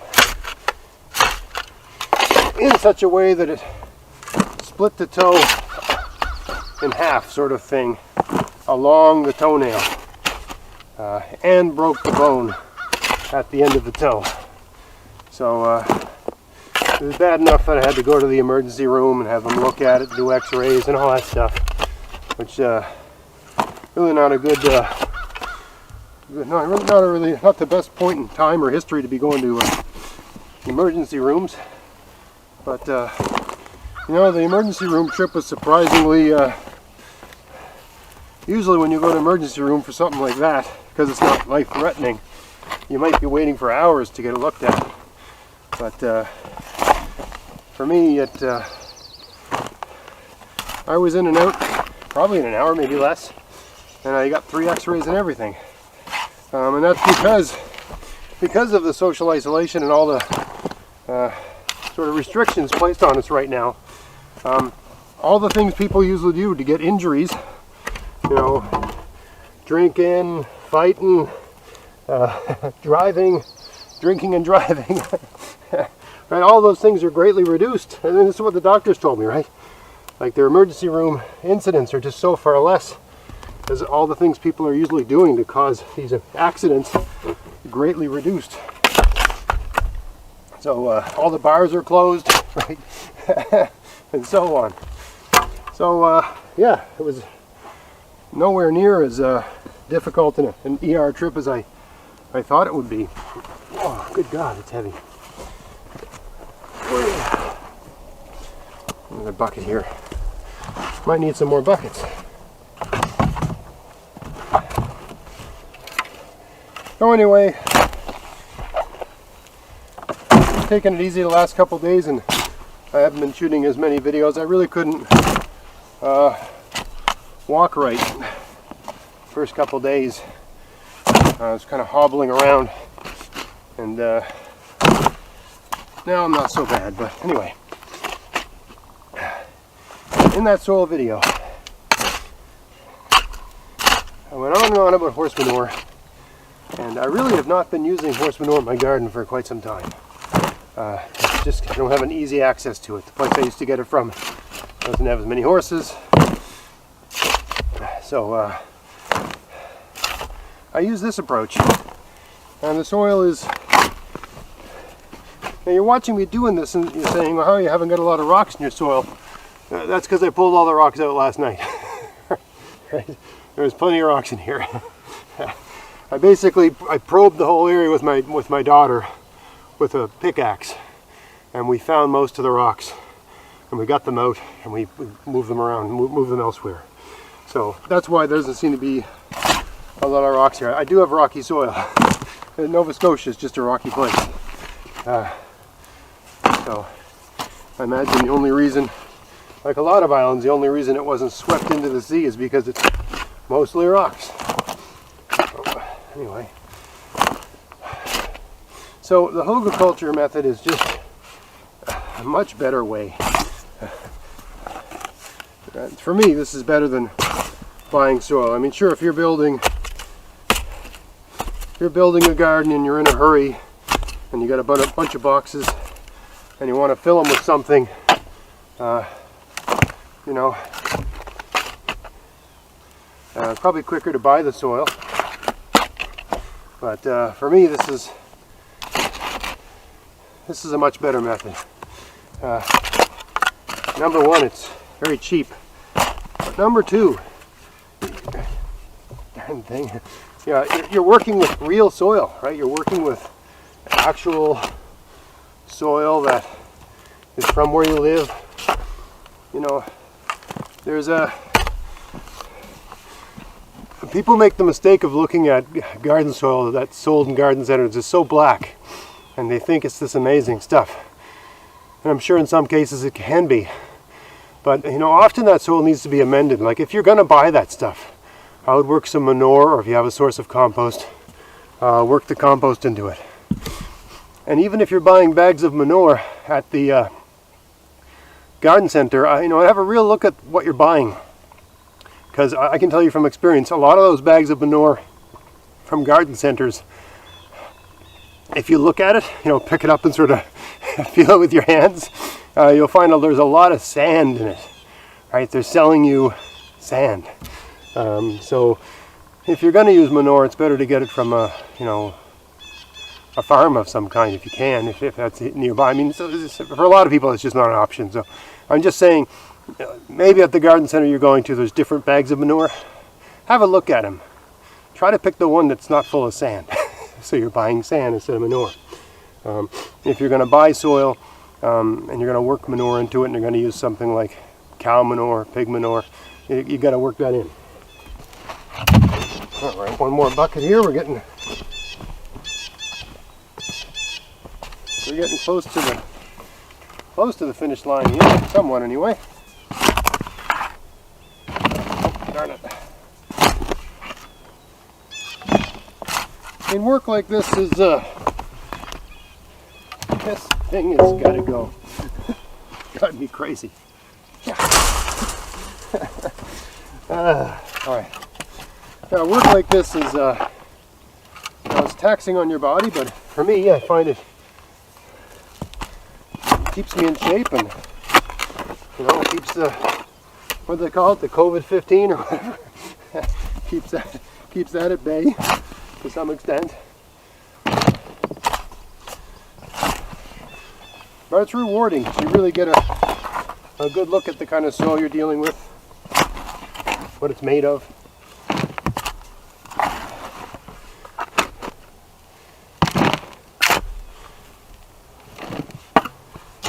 You're still getting some rocks here. Oh. I don't mind these little ones here, I just sort of let them stay. But the larger ones, I take them out because they just make, working it a bit of a challenge.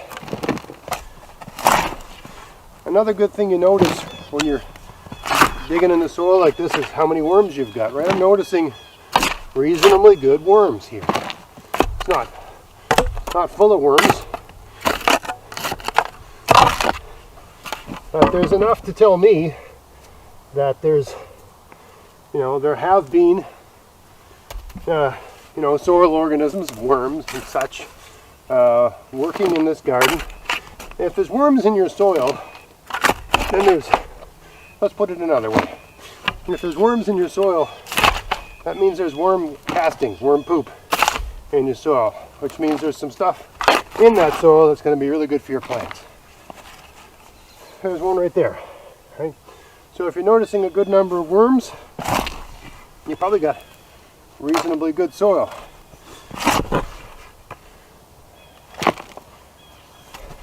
Now this area here was not, this is the first time this area has really been cultivated. It's had, this area basically would have been a pile of weeds last year. This would have been, this was outside the garden enclosure, and it was not worked or cultivated or anything. It was just weeds. That's all it was. There's some right there. Bit of grass growing there. Throw that with the weed pile.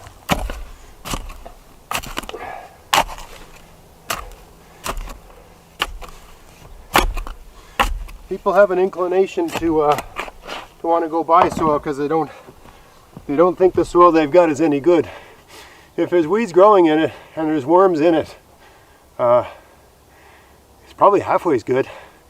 Might be a bit acidic, and it depends. I mean, of course, it's ideal to get a soil test, but I never seem to have time for that. I just stick the plants in and see what happens. I know that the soil here in Nova Scotia tends to be a bit on the acidic side. The things I'm planting here are lingonberries. They don't mind slightly acidic soil as far as I understand it, so I'm not too worried about it. I need another bucket, so I'll be back in a minute.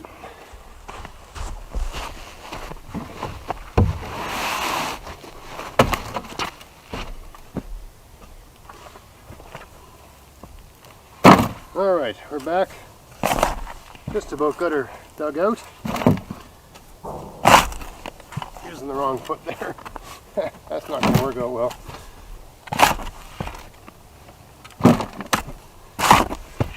So why does this method work? So you've got, a bunch of rotten logs in the bottom of the garden, buried, and you've got, yard waste. and weeds and whatever else in with that. And what's going to happen is that you've got different kinds of soil organisms. You know, worms, different sort of microscopic life, fungi, bacteria, whole range of things. That organic material that you've buried in the bed is gonna rot. It's gonna break down and rot.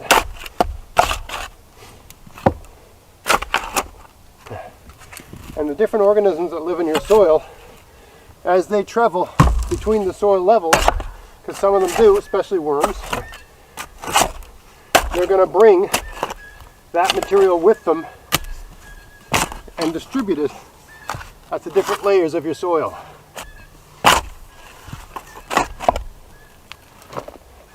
So in a sense, they're taking the stuff, the rotten composted stuff from the bottom and taking it to the top. That's why it works. So it's pretty simple.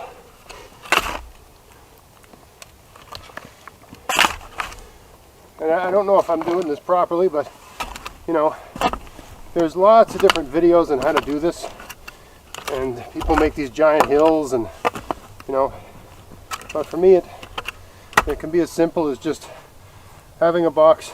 You know, I basically dug down below grade about the length of a shovel spade, right? Length of a shovel spade, whatever that is, 10 inches, not much, right? So I'm lucky I live next to a forest, so there's rotten logs everywhere. You want the logs to be right on the ground. There's another good rock. Yeah, you want them as flat as you can get them.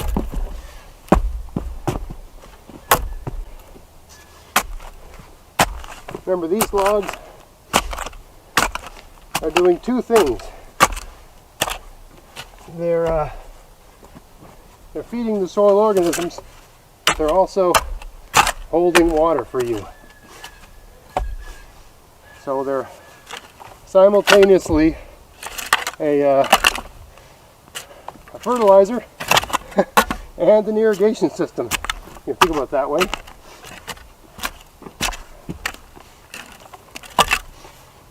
How many things work like that?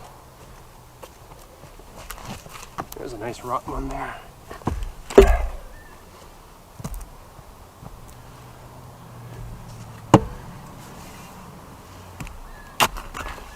Really didn't. I should have moved a bit more soil, but oh well.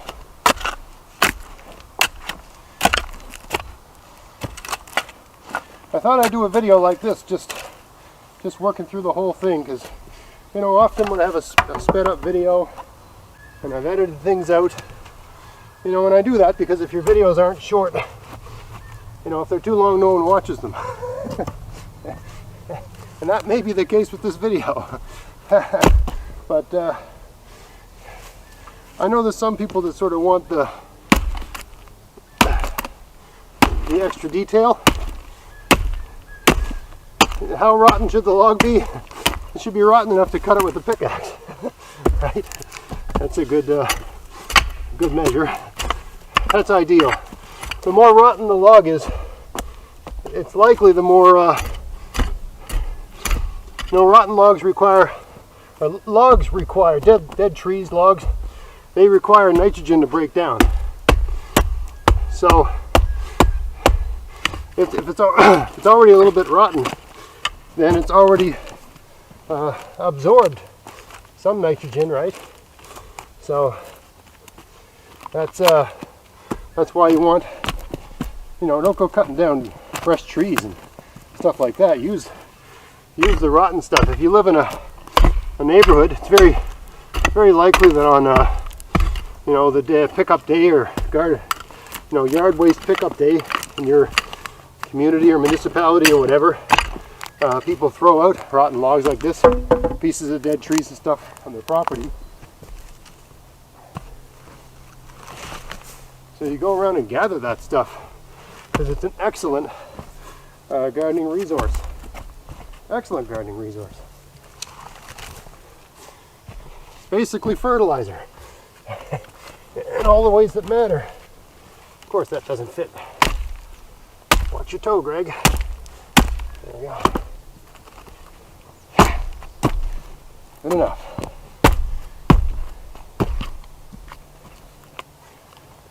All right.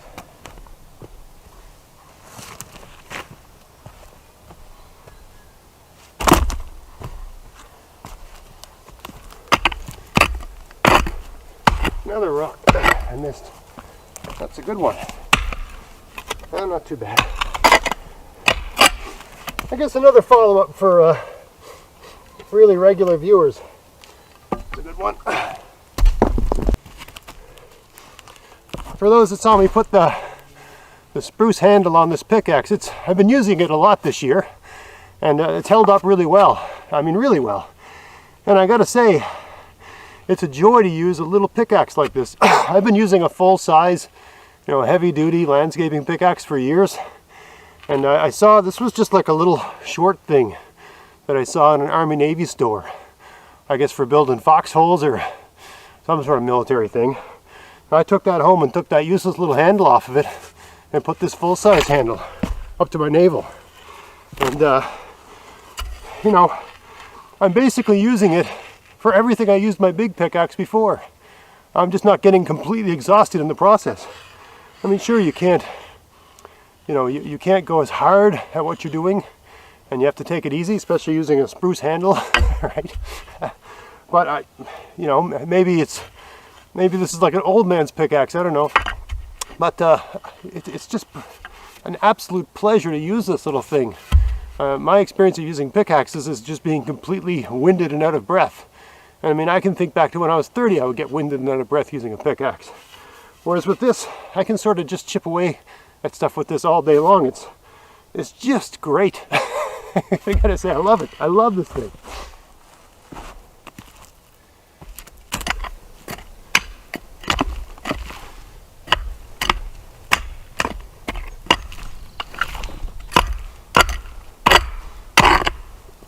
Another friggin' rock. Holy smokes. Got some rocks here. Yeah, it's all granite. And another one. There. That's chert or something like that. Different kind of rock. I'm not a rock expert. It might not be chert, I'm just guessing. I'm sure there's someone. It's like a red sort of, different sort of, definitely an igneous rock, I think. Not a sedimentary rock. All right, so there's that. Now we can put this here.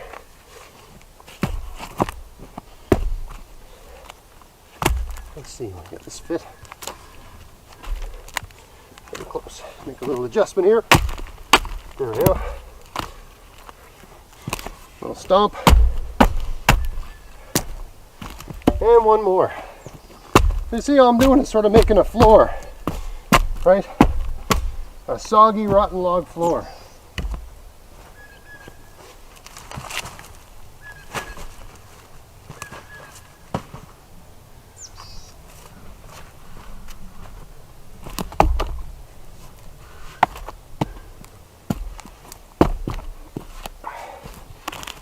There's enough room here for one more thing. What do we got here? Maybe this. Split her down a bit.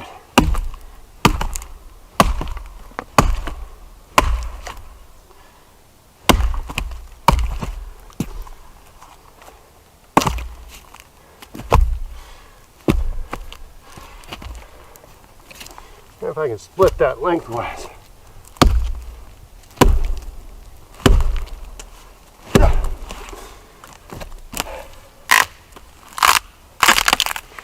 Doesn't want to go. All right, forget it.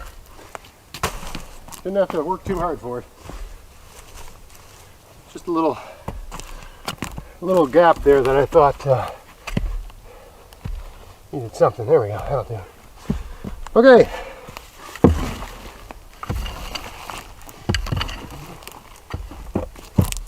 A rock there, no big deal.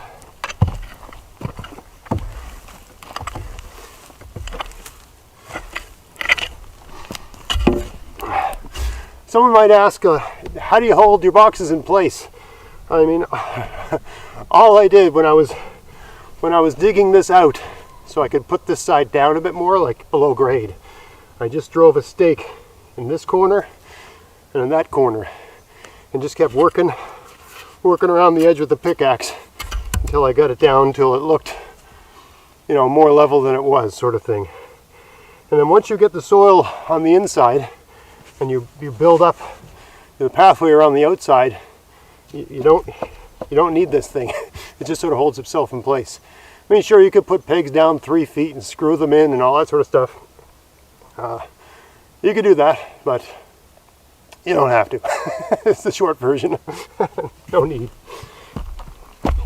Once you get it filled up with dirt and stuff like that, it's not going anywhere. Okay, so now we've done all the hard work, now is the fun part. So first things first, I'm going to take that container full of weeds and stuff and dump that in. You don't have to use weeds. I mean, everything I'm doing, there's 1,000 different options, right? You don't have to do it exactly the same. But basically you've got rotten wood and then some sort of compostable organic material on top of it, right? Like that.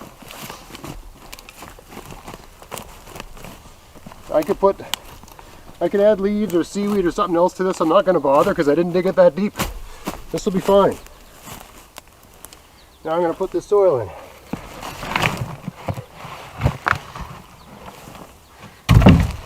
You'll see when I'm done that the soil level is basically probably halfway up the box. That's what I'm going for anyway. As opposed to at the bottom of the box. Alright, let's just spread that out a little bit. I don't know where the hell I put my rake. But, let's get by without it. Chop that stuff up a bit.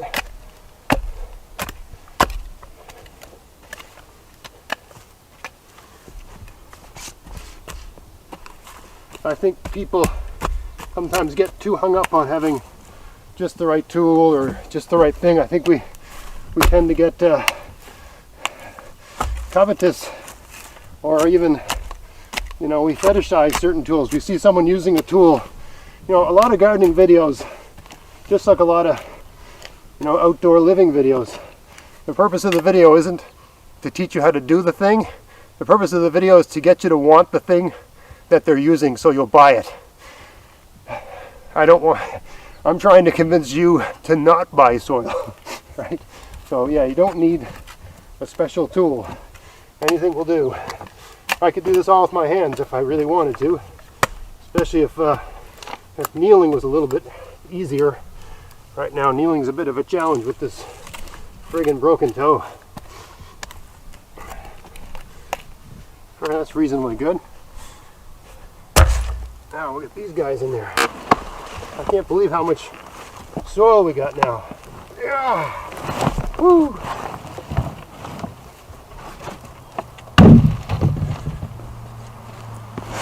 Yeah. That is heavy. Actually, I'm going to use the rake for this.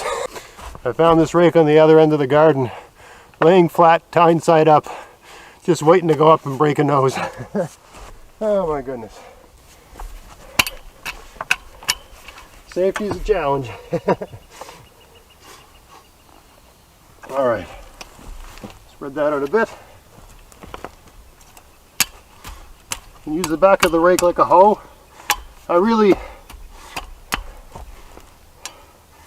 grew up watching my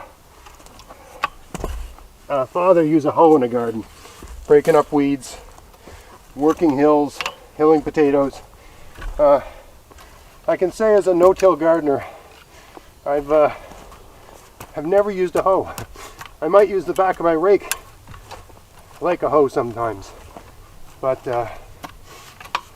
that's about it.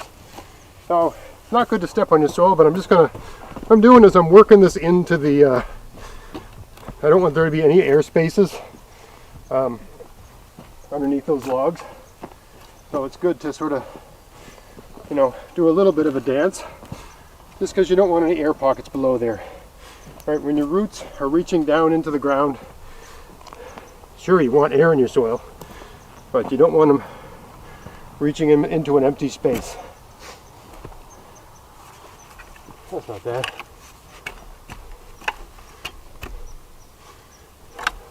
Plus, if you ever have a desire to walk on your soil, this is your one chance to get it out of your system.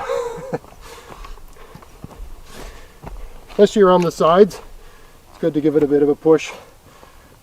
That'll help hold the garden in place, right? Just almost like you're doing a bit of mortaring. Just a little step all around the sides. Garden won't move. All right, that's good.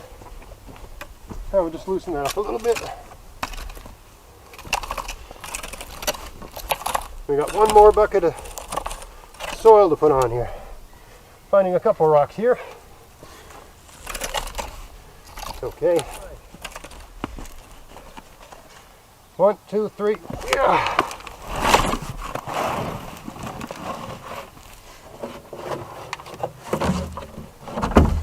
Okay. There we go. We just spread that out. Some reasonably good stuff there. Now this one here I'm going to give a little care because it's the top layer.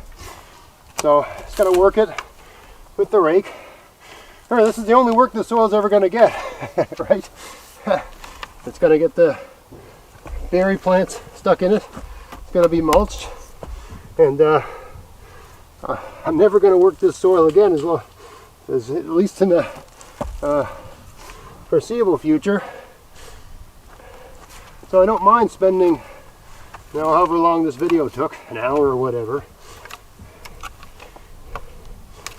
Because it's better than driving to the garden center to buy soil.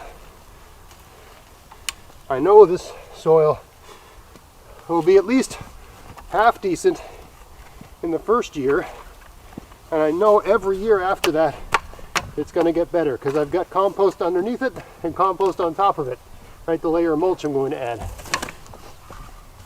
So I know, and maybe based on all the worms I saw, I know that there's plenty of staff, right, to do the work.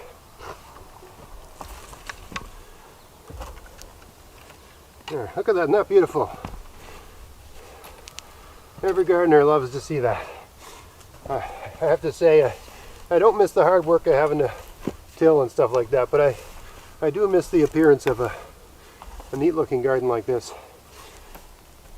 I know there's people that mulch with compost instead of mulching with leaves and stuff like that, like I do. And people are always saying to me, do you watch Charles Dowding? He mulches with compost. Yeah, he does. But he runs a market garden and he has a staff, and I've watched some of his videos. I've watched enough to know that he's sort of in a different situation than me. He's a full-time gardener. I write books and stuff like that, but I have a full-time job where I work for other people, right? So, and I live in Canada. He lives in England. It's a good deal warmer. I've seen his videos in February, and his February looks like my now, right? The end of April sort of thing at best. But I mean, the main reason I don't do what he does, those that people are always asking that question, is that he's doing hot composting, right? He's taking all his compost materials, he's putting them in composting stations, he's getting the right carbon nitrogen mix, he's turning them, he's achieving a heat in that compost that kills all the weed seeds, and he's he's doing that. One of the reasons he does that is to prevent, at least the argument there is that by mulching with compost, he's not getting slugs and snails. And I mean, a key difference is that he's running a market garden as far as I understand it, so his produce has to look absolutely flawless or no one will buy it. Whereas, I mean, I have slugs and snails in my garden, but and my greens and various produce, some things get pest damage, but it's just for me, and I'm not trying to sell it to anyone, so it doesn't have to look perfect.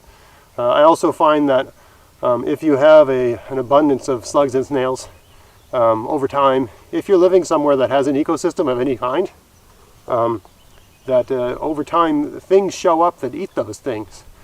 So, you know, I established this garden in this space in 2013, and I had no slugs or snails the first year. And then the next couple years I got more and more as I got into doing the no-till approach. You know, you're covering everything with the mulch. It's an ideal habitat for slugs and snails. So that's a bit of a pain, and I've used various kinds of slug baits and stuff like that. I've done videos on that. I'm going to get and dive try it, but I basically use a type of slug bait that I'm comfortable with, that breaks down, that's sort of not toxic to the environment and doesn't persist in the environment, and it's pest specific. It kills slugs and snails. They're drawn to it, they eat it, they die because they get an overdose of iron. That's basically the idea. I got videos on that if you want to search that. I'm not going to talk about it here. But I found in most, like last year in particular, I have less need to use that stuff. Less than need to use anything, because I just have more and more insect predators showing up here, solving my problems for me. I've done videos on using BTK for, you know, the white fly that bothers crucifers, cabbage moths, cabbage worms. There's all these different terms for them. It's a little white butterfly that flies around the garden, lays eggs on your various kinds of greens, and the greens become a perfectly camouflaged, the eggs become a perfectly camouflaged caterpillar, and there's a bacteria you can spray on your leaves, BTK, that is specific to that caterpillar and kills it. I didn't need to use any of that last year. I had a lot of wasps flying around the garden, and I noticed, so I had those butterflies flying around laying eggs, but I also noticed a lot of wasps going around killing the baby caterpillars before they became large. Somehow they can find them, somehow they can take them at just the right time when maybe they're the juiciest and best tasting, I don't know. So I didn't need to even deal with that problem last year. It just dealt with itself. That's the whole, one of the ideas behind permaculture, you know, but it does take time. It's not immediate, right? And it's a sort of an evolving type thing. So last year was my best year for pests so far since establishing this space. The first year I had none. The second year I had more. The year after that I had even more. The year after that I had even more. And then it sort of stayed at that level for a couple of years. And that's when I was using, you know, different Safer's products. And, you know, sort of pesticides for the organic garden, one might call those products. And then last year I noticed it started to go down. So I think I've got, you know, starting to get a balance here in this system of pests and things that kill pests. But anyway, let's mulch this thing and get her done. So just before I cover this with the mulch, you can see that, you know, I've brought this soil up to actually within about 2 inches of the top. I mean, that'll go down a bit with some rain and stuff like that. It'll probably go down another inch, but it's fairly dense soil. I mean, a lot of clay in this, right? But, you know, basically the soil was all the way down at this level, and now it's up to here. And that's just because I added 4 inches of logs on the ground floor sort of thing. And over time, those logs will become soil. So it's just a great way. It's basically free soil, right? A little bit of work involved in it, but if you want to stay in shape, or especially if you've got some teenagers in the house that got nothing to do, put them to work. Turn some rotten logs into soil. All right, let's fire this mulch on here.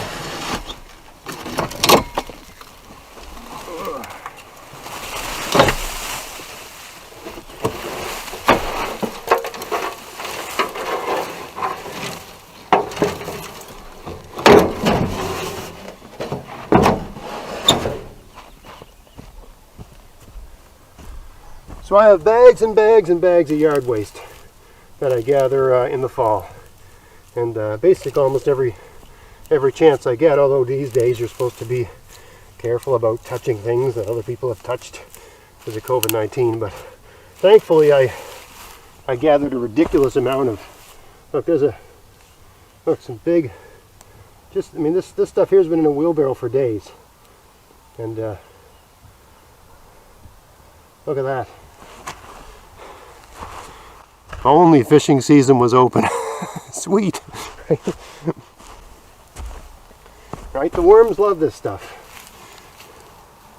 And if you got worms, you got worm castings, and you either have good soil or you're gonna have good soil. Right? Looks like we got two different kinds of compost here. This is more of a grassy type thing. This other part here is more of a leaf type thing. A weed there. Doesn't matter what you use. There's a weed. Clump of grass, basically. Another one there. If I had that earlier, I would have buried it. But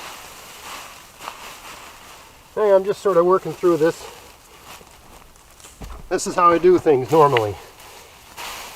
I like to get my hands into it and just see what I'm working with. Show me what you're working with.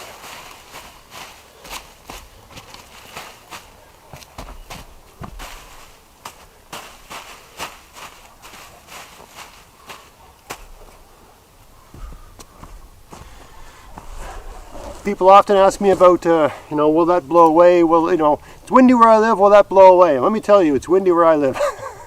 Right? Looking at my roof, there's about a dozen shingles missing off of it. We're going to pay someone to put a steel roof on there, I think.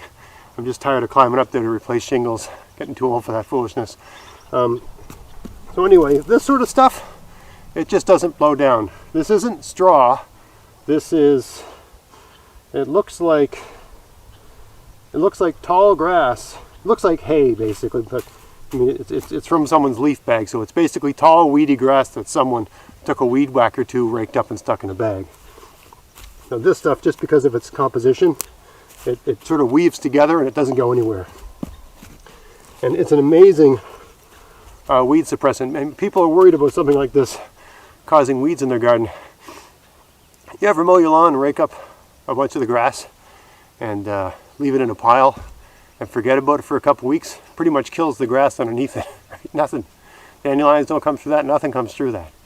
Eventually that'll break down, maybe by the fall, right? But so the clumps of long weed grass, at least where I live, for the most part, I always got to qualify these statements, excellent at suppressing weeds.